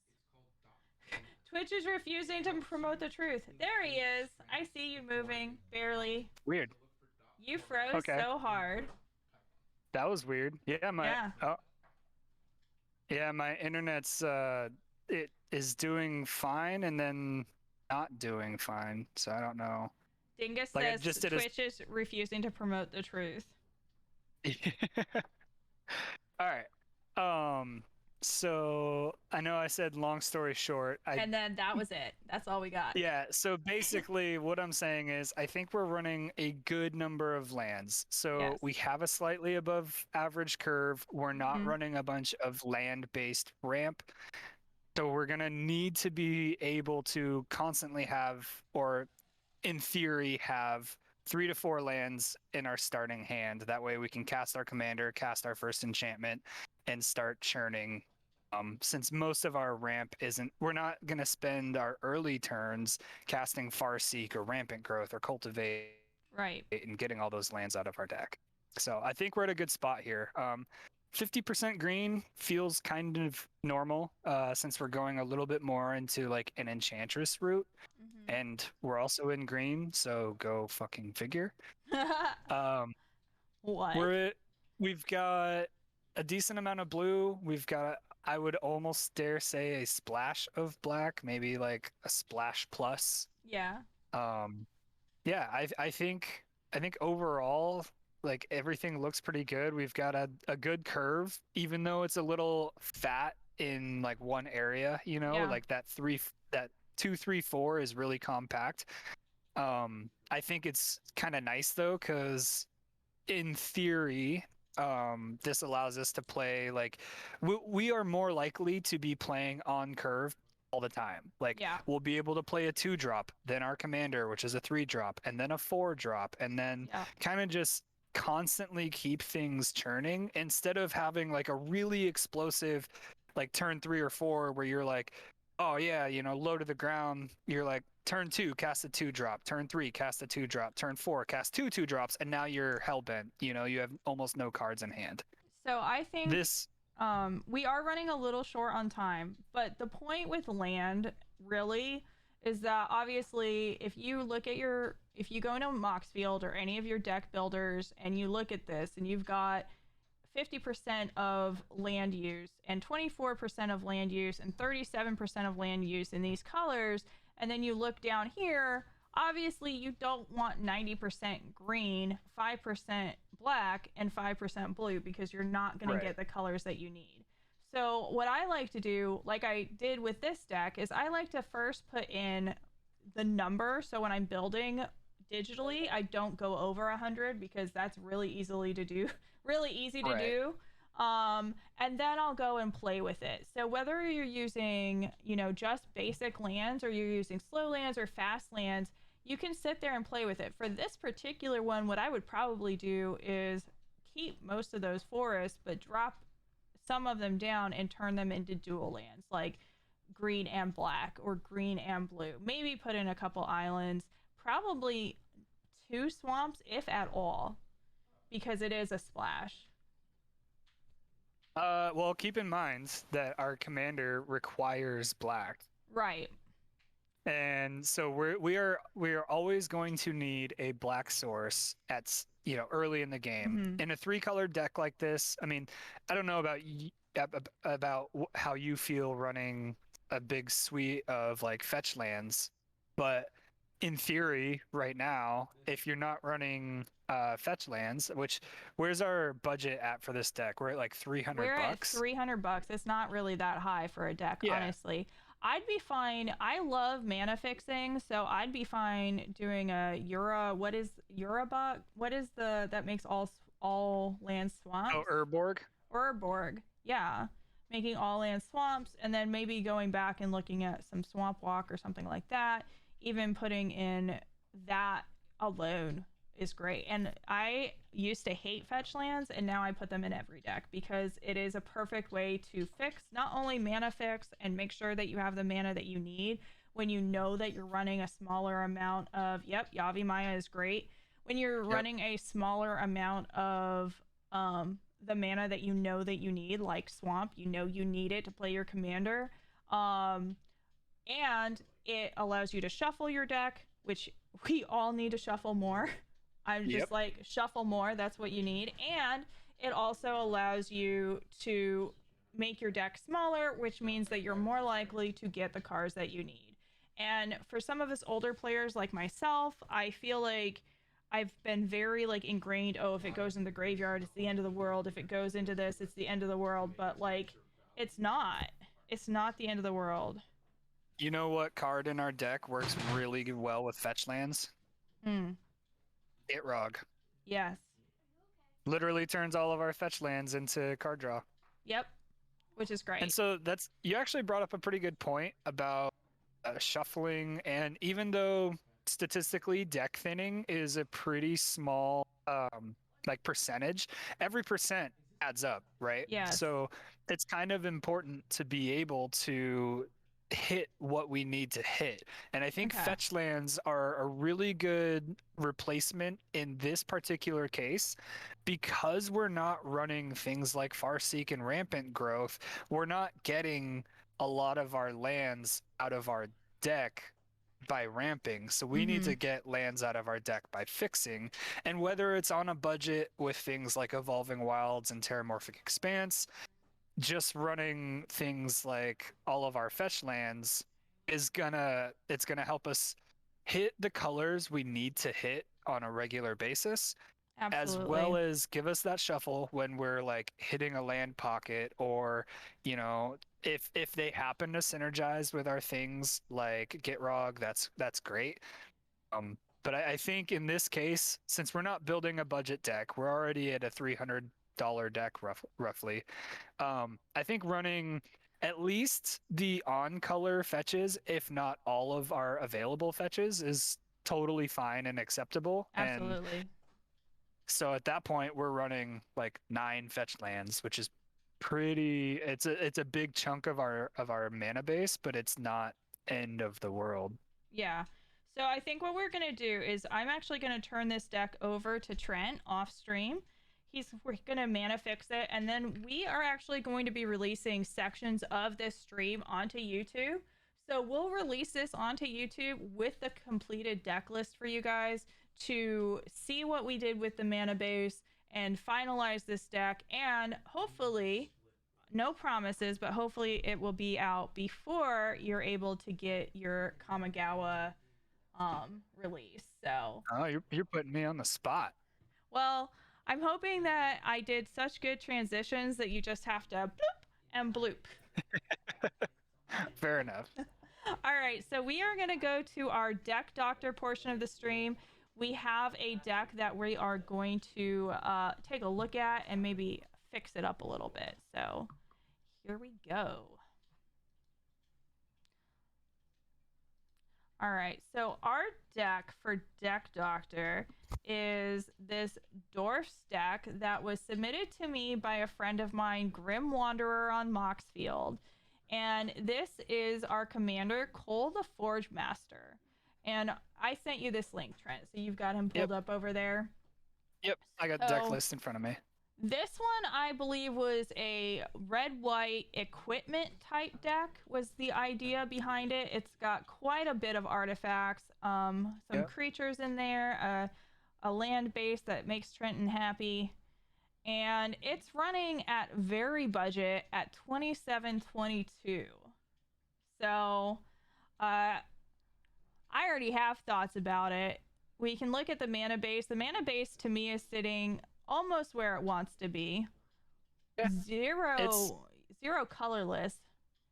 Yeah, it's a little, I would say the land count is a little high for like if you go down to our deck stats, our average mana value is it's just under 2.7 without lands.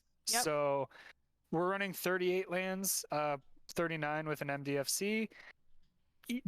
I would happily run this deck at 36 lands and probably just and be good with it. Yeah. That being said, though, one thing I noticed tell us more about these numbers, because I don't think everybody understands. I mean, I know I don't. So if I'm not speaking for you, tell me what these numbers mean. The average mana value of your main board with and without lands, and the deck's total mana value. Right. So basically all it's telling you is if you add up all 100 cards and counted out the amount of mana it would take to cast your entire deck, that is the total mana value for your deck. Okay. And if you split that, so once you do the math, obviously there must be something being slightly either overlooked or something, because if you were to divide 164 by 100, you would actually get 1.64. This is saying that our mana base is, or our mana value is I 1.66. I But think that's because we've got the MDFC Sajiri Shelter, Sajiri Glacier in here. yeah, but I'm pretty oh yeah, you're probably right. Yeah, because that kind of in a theory counts as 2 cards. But anyway, the important number, the number I always look at is the average mana value without lands, because Mm-hmm.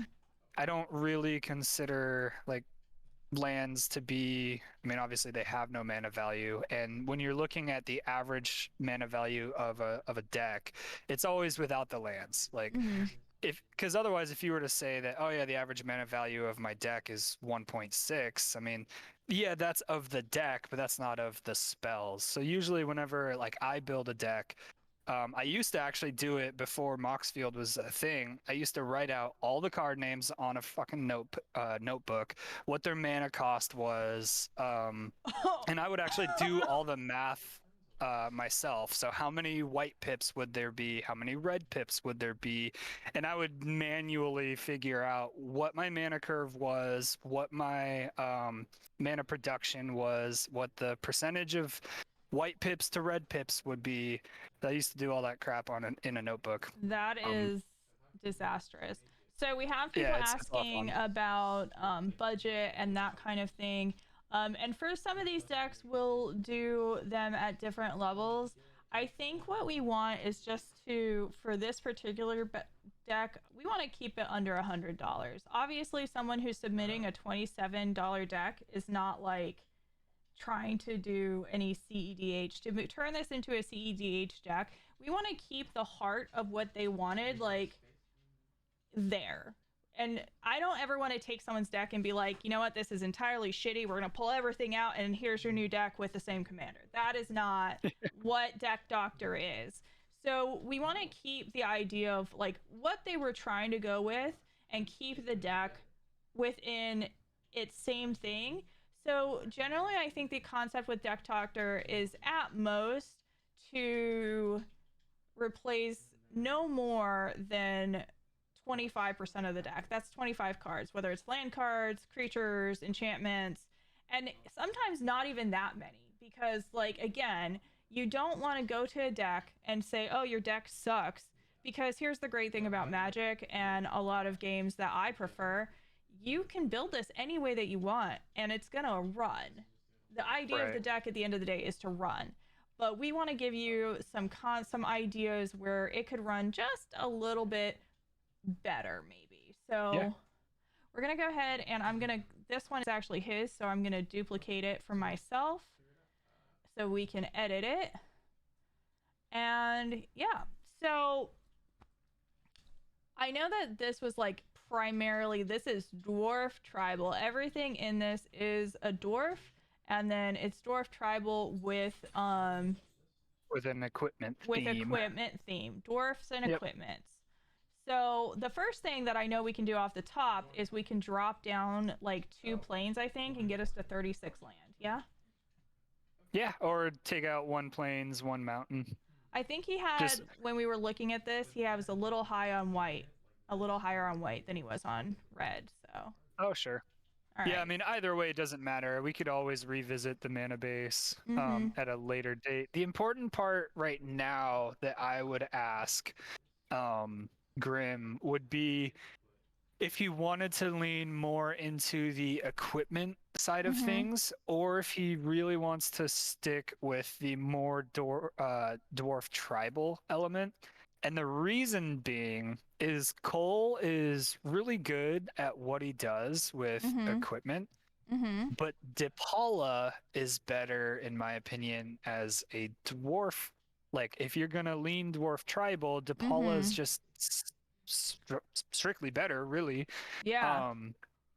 Because not only can she turn into card advantage, but she can just straight up start buffing all your dwarves. And at that point, it really does become a question of, is this going to be more dwarf tribal, or is it going to be a little bit more equipment based? because Cole can actually be a combo commander Yeah. on a budget, like very Yeah. budget friendly combo. Like he is a popper combo commander. Like you can combo off with him on 50 cents worth of cards. Yeah. I think So that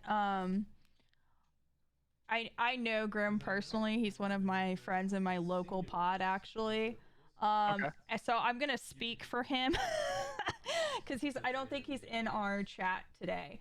Uh, sure, but I think that he is not so much on the dwarves themselves, although he does like dwarves.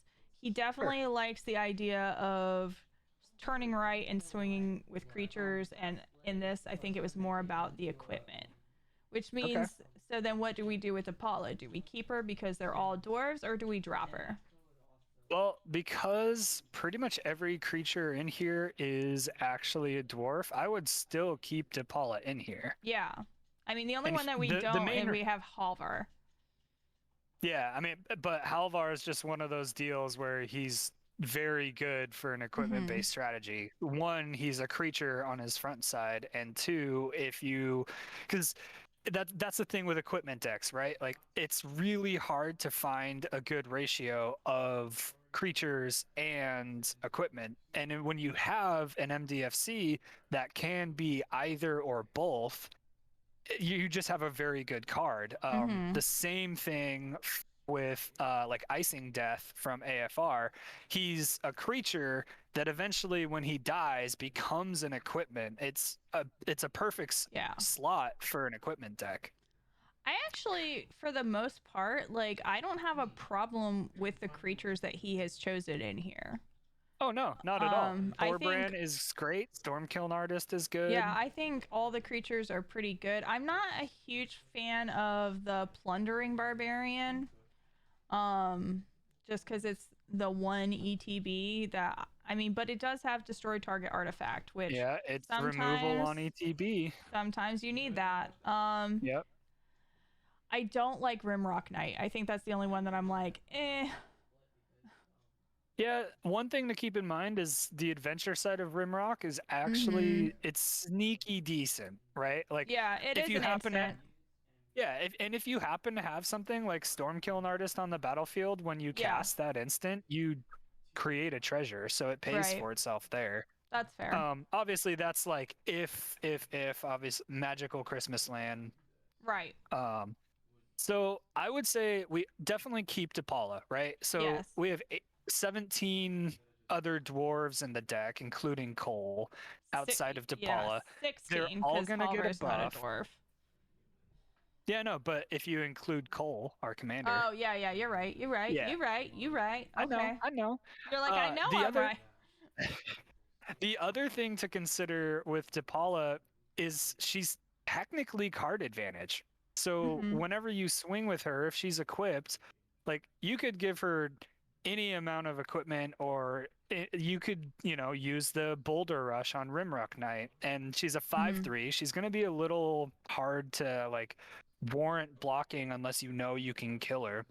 But Yeah. whenever she becomes tapped, you pay X and you reveal the top X cards of your library. You can put all dwarf and vehicle cards Mm-hmm. from among them into your hand. So Yep. it's not amazing in the sense that because we have a pretty low density of creatures and vehicles Yeah. specifically, and I'll touch on the vehicle thing here in a minute. Yeah. Um, because we have a pretty low density overall, we're not always going to hit whenever we dig with DePaula.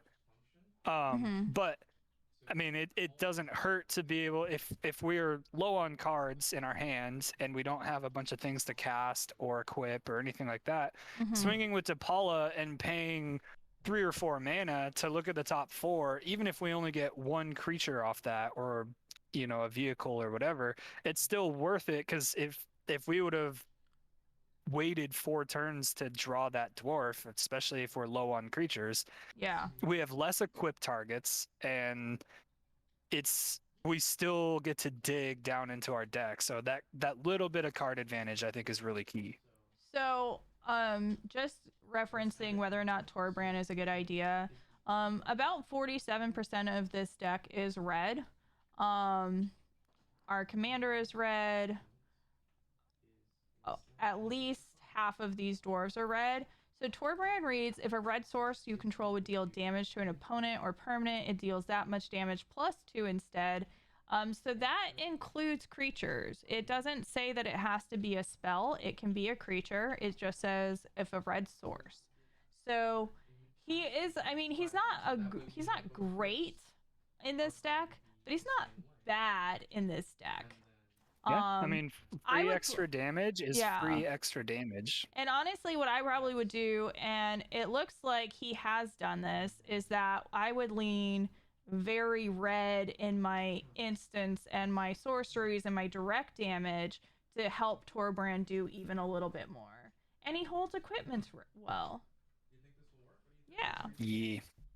All right. So, I think for the most part, like the creature, if you would put, like, let's say if we would put in 2 creatures, what would you put in that's not currently in this deck? Well, in order to pair with Cole even better, I would run either something like Rogrock or Yeah. Ornithopter. They're Roger. Yep, good old Roger. Yep. Primarily, so Ornithopter or even like Ornithopter of Paradise to a lesser extent. The 0/2 flying body is kind of relevant. Okay. It holds equipment well, it's got evasion.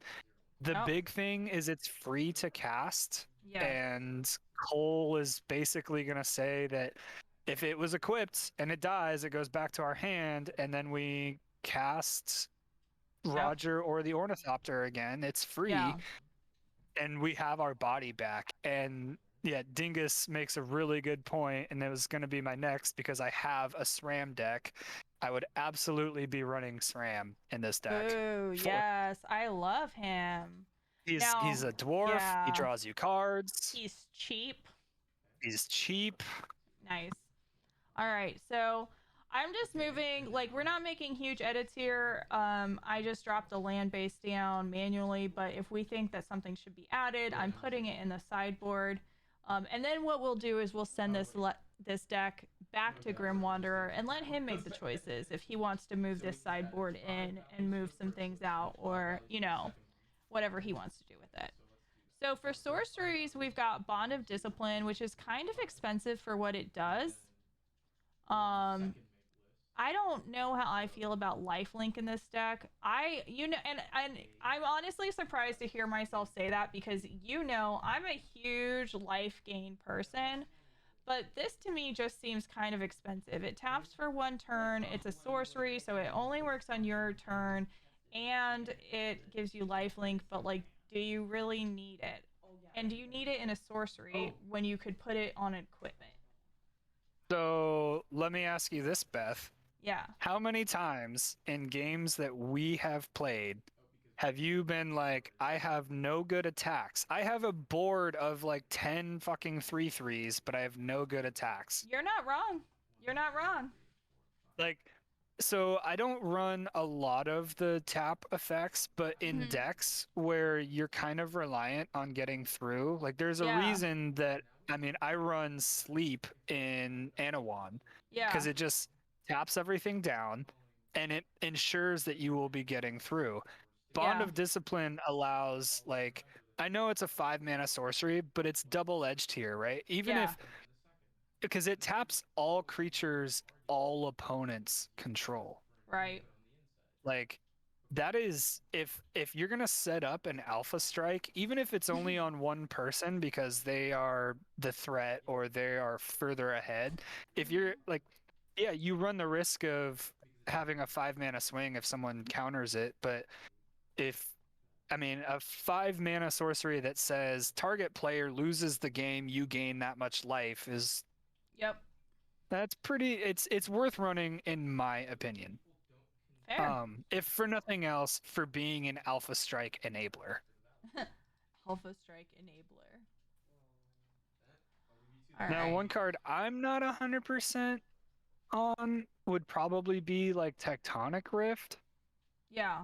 It's in the same vein of like there's a good chance you're just gonna alpha strike someone, Mhm. but I mean, and I'm all for running pinpoint land removal because if someone has a Maze of Ith or Gaia's Cradle and casual, then Yeah. you're kind of you're gonna have a hard time winning that game. Um, I don't know. I'm not super sold on it. So one Maybe one we thing can that keep it I there. would add to this deck is probably a Steel Shaper's Gift, which is a tutor for an equipment card. Like if you're really relying on equipment for this deck, Sure. it's a one cost white. So Arguably, though, would it not be better to staple that onto a creature and run Stoneforge Mystic?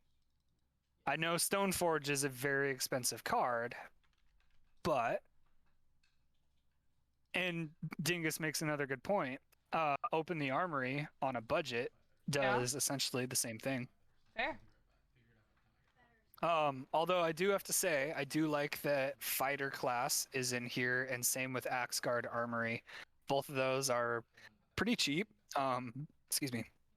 The armory is pretty cool. I've actually been putting it in more of my Equipment Matters Yep. decks. Like, yeah, it's a tap land, blah, blah, blah, blah, but mid late game when you're looking for a very specific equipment, Hmm. it's good. So we have how many vehicles do we have? It looks like we have 5 vehicles in here, 6 maybe. Yep. And if I'm being completely honest, if it I was me, I'd cut them. I would probably cut the vehicles too.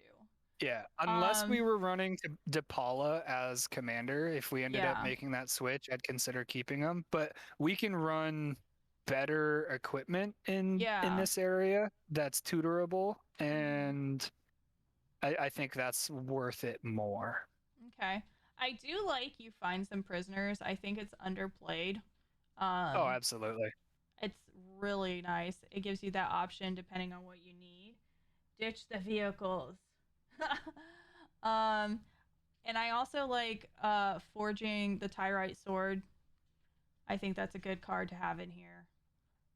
Yeah, and Um, I personally really like Showdown of the Scalds because you yeah. get it's that like impulse draw that Boros doesn't get a lot of, or obviously has been getting more, but So it's impulse draw and then it's a buff effect on top of your I don't creatures. mind pacifism, but I prefer if you're gonna go for enchantment control. I prefer bound in gold, because especially for indestructible creatures, bound in gold means that they can't attack, they can't block, but they also can't activate any abilities. So when I'm using something like an enchantment to control a creature, I'm doing that because I can't destroy it, and I think bound in gold is better.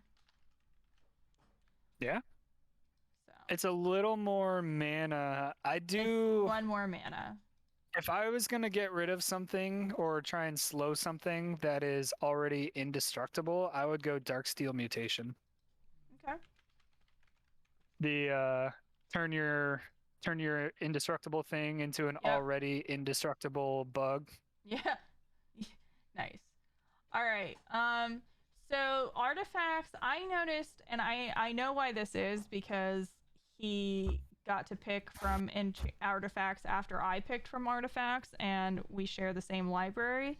And I don't know why that might have been that he didn't have any good artifacts in there, but I think we can do better on some of these equipments.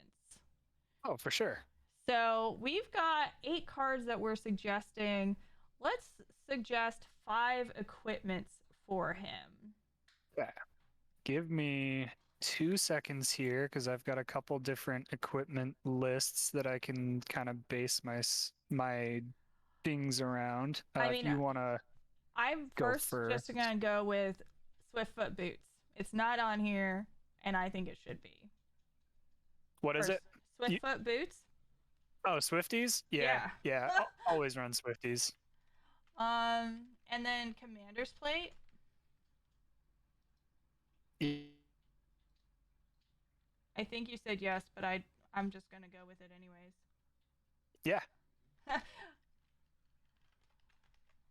Let's see. I mean, if we're gonna be running, I'm trying to decide.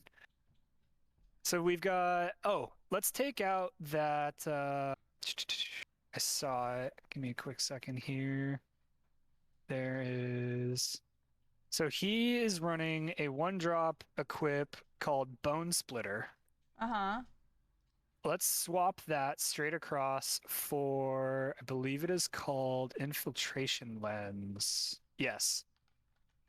So 1 mana, equip for 1. Whenever equipped creature becomes blocked by a creature, you may draw 2 cards.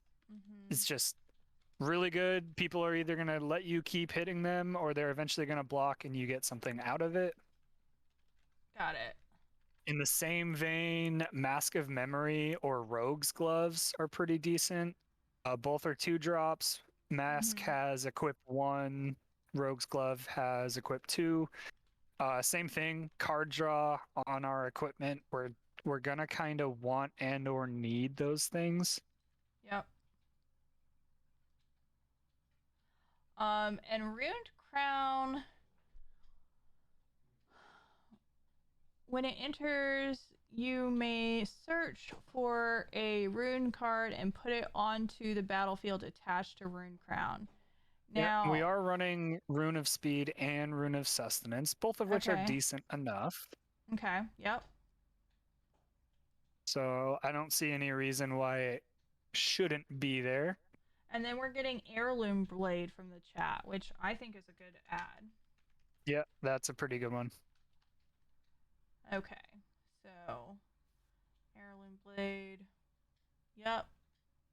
That is a pretty good one. All right. So we're suggesting a 13 card edition here. And I think that's pretty good. Most of them are going to be his artifacts.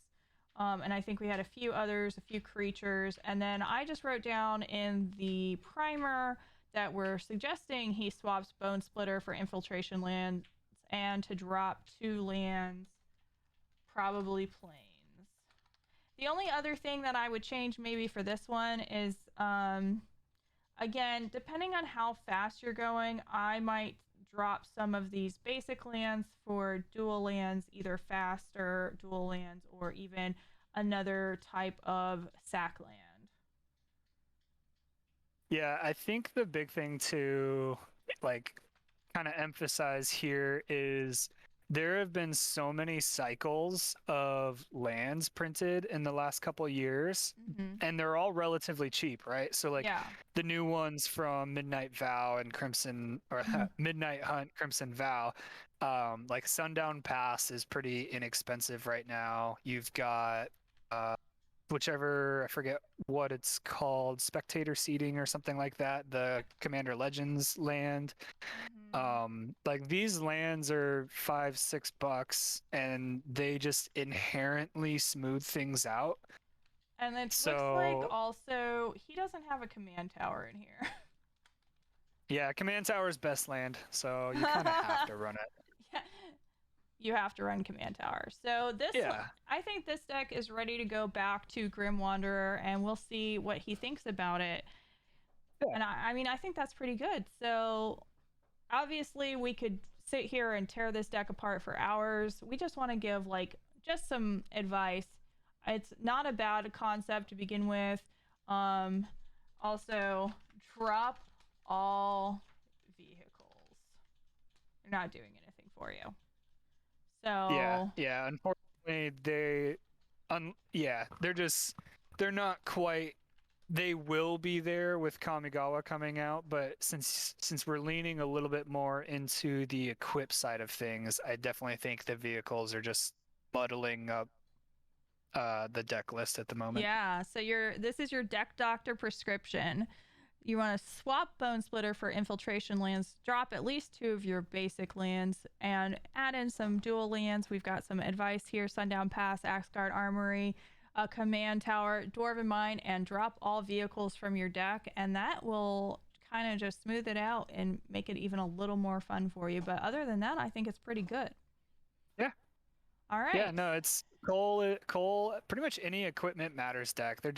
They are fun decks. The reason that they usually fall on their face is because good equipments are expensive, and if you're playing on a budget, you don't get a lot of those. And free quip effects are hard to come by. If you were to steer away from Dwarf Tribal, I would run things like Pure Steel Paladin. Mm-hmm. But otherwise, no. I mean, I think Yep. for a $25, $27 list to go to an $80 or $90 list with just a handful of swaps for smoother, more consistent cards, I think is going to make a big change. Absolutely. So we're going to go ahead and leave that there. And we are going to switch over to our end step, our last part of the day, which is explain like you're five. And basically, what explain like I'm five is where we answer your questions and we tell you how we feel about some things that are happening in Magic based off of what you want us to talk to you about. So we are ready for that intro. Our questions that we had today were we had picked off of Twitter. I had posted a while back, actually, what questions you wanted us to answer. And we got quite a few. If we have time, we can answer some questions in chat as well. But that first one, I feel like we've talked about it and hit on it several times already this episode. And it's how do you gauge power level when it comes to EDH deck construction? The age-old question. The age-old question. Look, if we're being completely honest, just every deck is a 7. Just 7 both exists and does not exist. Every deck is and is not a 7 simultaneously. So when people ask, just say your deck is a 7 and they will know exactly what you're talking about. The answer is 42.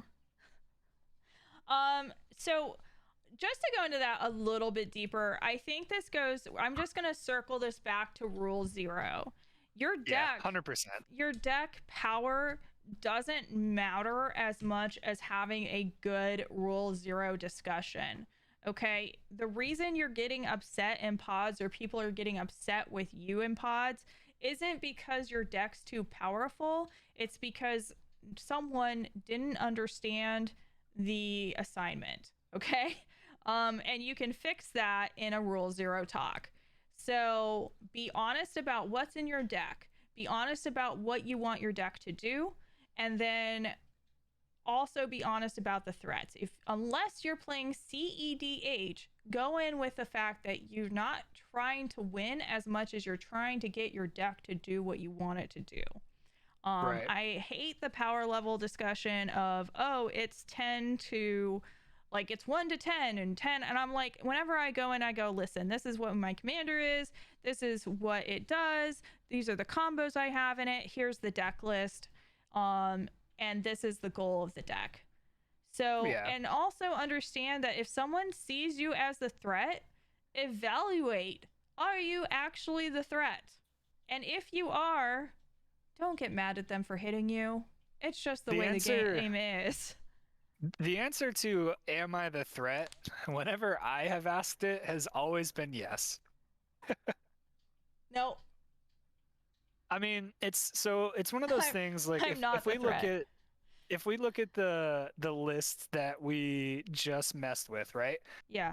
Like there is still nothing in this list that screams it's super powerful. You could even, if you're being completely honest with it, right? Like be like, yes, I am running currently 3 tutors that grab artifacts and or equipment specifically. I'm running a handful of damage increasers like Torbrand, or like Magda arguably is even you could consider Magda a tutor because when you reach a certain point, you can just start sacking treasures and go grab equipment. When you are playing a game where every person you're playing with is trying to kill you and you're trying to kill all four of them, they're the threat, you're the threat. You're not friends, you're not buddies. Anything that you do, like this is like if we go into D&D terms, it's like chaotic neutral. Okay? Everybody is out for themselves and they'll help you if they feel like it, but they might not feel like it. You know, it's yes, do some people talk about politics and teaming up with someone to take out a bigger threat? Sure, but don't forget that that person will stab you in the back because that is the point. They want to win. Yeah. You want to win. At some point, they have to. And at some point, they have to. And I like don't ever make it to the point where like someone kills you and they feel bad. And I do that. I am the worst proponent of that, and I am trying to change that. And it sucks. It sucks to have to kill someone. Like I always feel bad. And especially when I sit in somewhere and like I've seen this happen to Trenton a lot of times and everybody's ganging up on him and he can't play the game, I feel bad. But I also sometimes understand why they're doing it because they've seen the deck before and they know how good it is. But it's like you have to better assess your threats and be less afraid of what's going to come and more afraid of what's happening right now.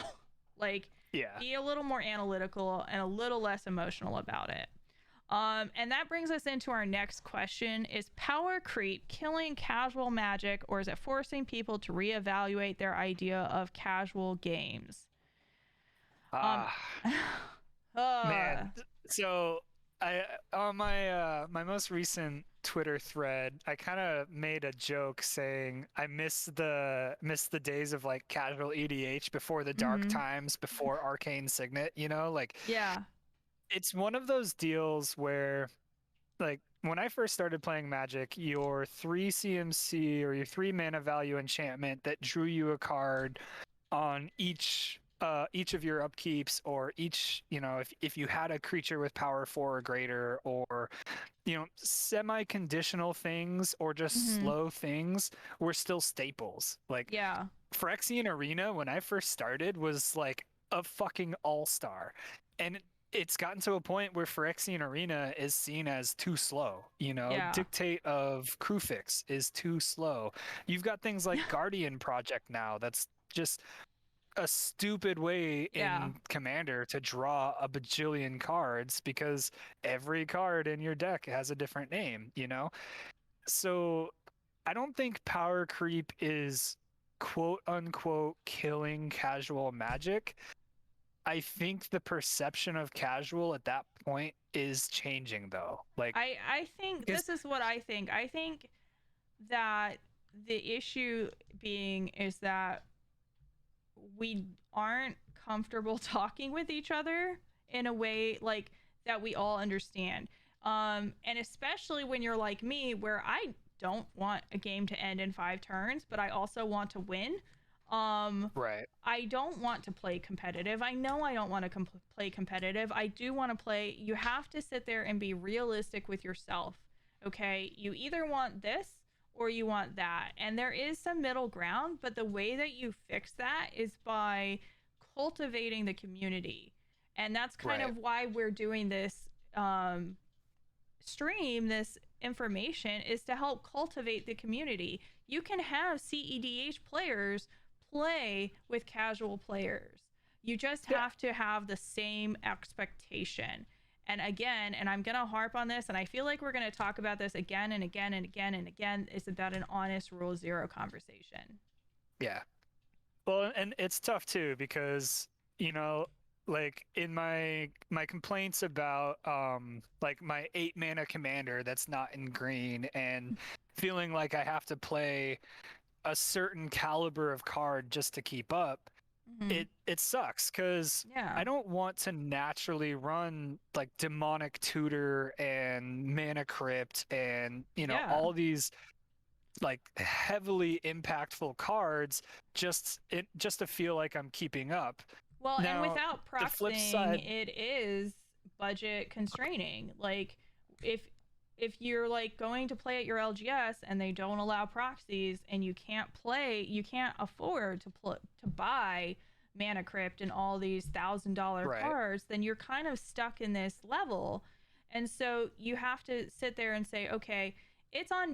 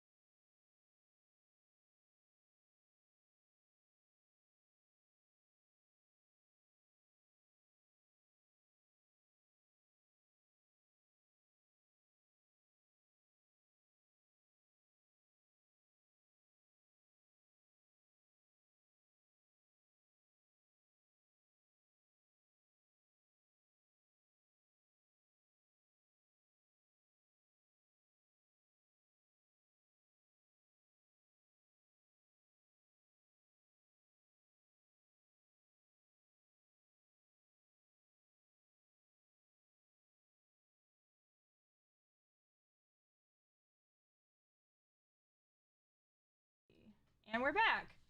Okay, so yeah, what we were saying is that basically don't do that shit. Yeah. Yeah. Yeah, no, as far as like the power creep aspect goes, it kind of, like you said, it all comes back to your rule zero conversation. And it kind of sucks that mana rocks have gotten as efficient as they have, that card draw has gotten as efficient as it has, because there's just kind of a certain point where you're playing these very efficient cards, and every deck just kind of starts to feel like it needs to be efficient to keep up. Yeah. And I think we're at that point where that's just kind of the norm, right? So like you can't just expect people to stop playing Mana Crypt or stop playing Deadly Dispute instead of like Yeah. Ambition, or not Ambition's Cost, but Altar's Reap. Like there's just a point where, because new cards get printed, and like I was talking about Tamio's safekeeping, like Yeah. that is just a strictly better card than the 3 or 4 other versions of that card that already existed. It feels silly not to run it over something else. It's not any more cost efficient, Yeah. but its abilities, what it gives you for its cost, is technically better than most of the other ones that currently exist. So But here's the thing, it can also be fun, like we did with our frog tribal deck, to run something that's not the optimized counterspell. There's the oh sure. reason that there's other spells out there. So just, I promise you there are other people out there who want to build decks like you. So find those people. Yeah. And that is what is going to make you, you know, actually put that together. And that kind of brings us into the next question, which is, are there any mistakes, any deck building mistakes? And honestly, like the only thing that I can think of that's a mistake is to not put in mana. Like, I mean, Well, and don't let your current meta, or whatever you want to call it, don't let your game experiences ruin. Like, this is something I kind of have to come back to for myself, right? Because I've been having yeah, kind of a hard time playing casual lately. Like, I when I build casual, I usually build on a level that I know my higher tier competitive self will never touch, right? That's why I right, don't run super fast mana in Villas, and I just want to get him yeah, out a couple turns early. But by turn 6, the game is borderline almost over. Someone yeah. has some giant board state, or so. The only deck building mistake that I can say, other than not including enough mana for your Tiamat deck, um, uh, It's Ur Dragon now. oh, right, right. Right. One of the only mistakes that you can really, really make is sacrificing your fun for something that is just way better. Like there are better demons I can play in Demon Tribal, Mm-hmm. but there are some that I'm going to run because I like running them, you know? So Exactly. when you're building a deck, even if there and I can't stress this part enough either, even if there are better options, um don't be afraid to play the one that you like more. Like there's a million ways to build Tatsunari. We just so happen to build it Frog Tribal because I told you that we're putting Gitrog and Grolnok in the same deck, you know? Like Right. so Absolutely. um Um, be and on that note, be open when if you ask for help on a list and someone starts offering you help, um I would always say ask. If you're going to offer advice, ask the person who you're offering advice to, ask them what their goal is, kind of like what we did with the dwarf deck, you know, like mhm. if someone's goal is dwarf tribal, I'm not going to turn around and tell them to, you know, I'm not going to build Cole a certain way. Right. If someone's goal is to combo off, but they want to use Depala, I will probably recommend playing Cole instead. But yeah, Right. there's so being open-minded and not automatically going for the strictly better options are probably the two pieces of advice I can offer when you're trying to figure Yeah. out if there's any mistakes you're making, whether it's in your deck building or your deck advising. Mm-hmm. That felt a little bit targeted. I mean, it's not just you. I mean, I've No, had I so like know. I Deanna, know. Miss Eldritch, she's had me Yeah. go through a couple of her lists. There's another friend of mine on Twitter. I've gone through a couple of his lists, but I always start with the question like, what is your goal? That way Yeah. I know before I start making tweaks what it is you want to accomplish. And I always ask if there are any cards that are off limits. Like my CEDH Sylvala deck will never be true CEDH because I refuse to take Gigantosaurus out. Like Yes. it's a fucking pet card, but I fucking love that card. Right. Okay. So, on that, is it unacceptable to hate on deck archetypes that counter your archetype? Oh Okay. gee, I don't know, Beth. Are you gonna hate on Mill for no reason? Abso-fucking-lutely. Um, Here's the thing. I think it's better to be honest with what you don't like because it's not about hating on a deck. It's because I like playing Mill. I love playing Mill. You want to hear me laugh so loud that the entire LGS is like, "What the fuck is going on?" Oh, I played a Mill card. I played Tasha's. I promise you. But you have to be honest with yourself. Like it is okay to feel emotions, and I'm not saying like don't ever get salty because I get salty. So does Trenton. It happens to the best of us, Yeah. the worst of us. What I'm saying is know that it gets you salty and either don't play with mill players or understand that you're going to get frustrated or even better build a deck that counters a mill deck. Yeah, build a Graveyard Matters deck so that way when they mill you, you're just playing an extension of your hand. Yeah. Absolutely. Absolutely. And then again, what makes a CEDH deck a CEDH deck? Trenton. That's well, all right. So let me preface this. I am not a pro, like, I'm not a pro when it comes to CEDH. I love playing CEDH. I have multiple CEDH decks. There's definitely, there's like the big three things are like speed. The two of the biggest for me to define CEDH would be like speed and consistency. Mm-hmm. So, how fast can your deck win? How consistent can it win? And that kind of just all boils down. I mean, you could start looking at archetypes or how fast can you threaten to win. Um, Dingus is saying intent is a big thing that makes CEDH, and I kind of agree with that. Like, CEDH is also a mindset, right? Like, you have to go into a CEDH game knowing that you're there to attempt to win, stop a win, and keep trying to win, right? Fair. So you need to walk in knowing that there's a good chance your win, your combo gets stopped.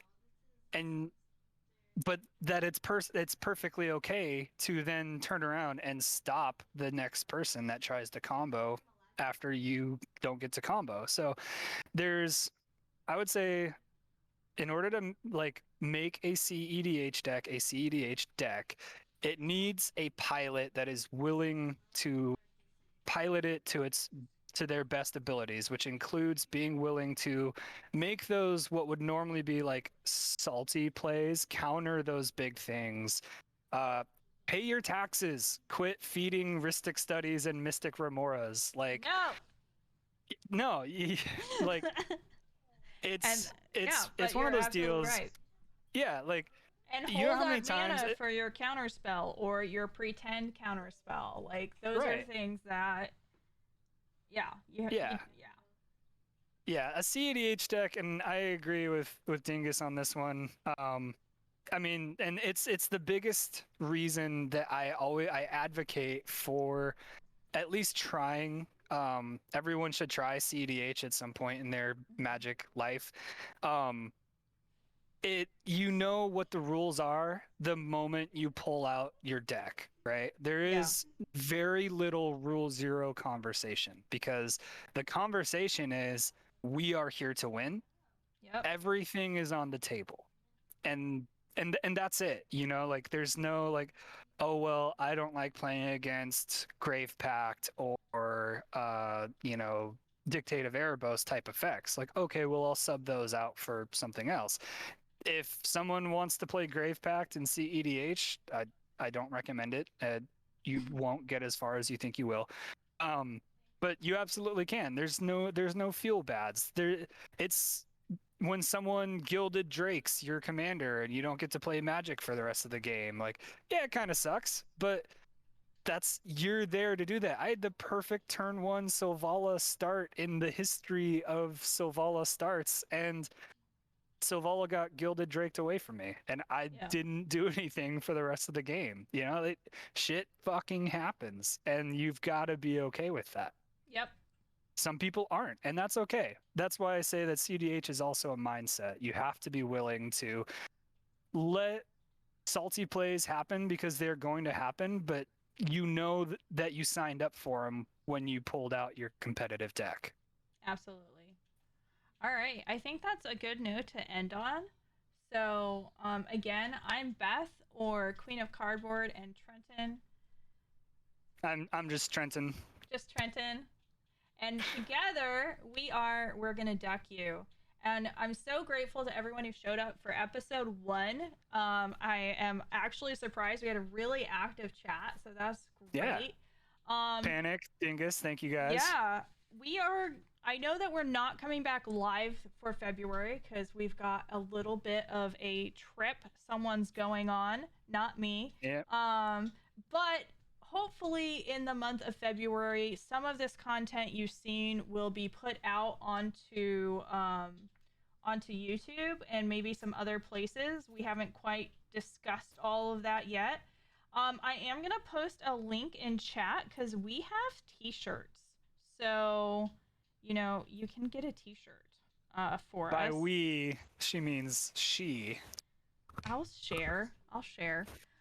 We have t-shirts for us. Look at how cute Trent is. So yeah, get yourself a t-shirt. There will be more merch over there soon. I'm working like a little like graphic designer minion to do more things there. And then we will see you, if not sooner, in March. Absolutely. Bye, everybody. Bye.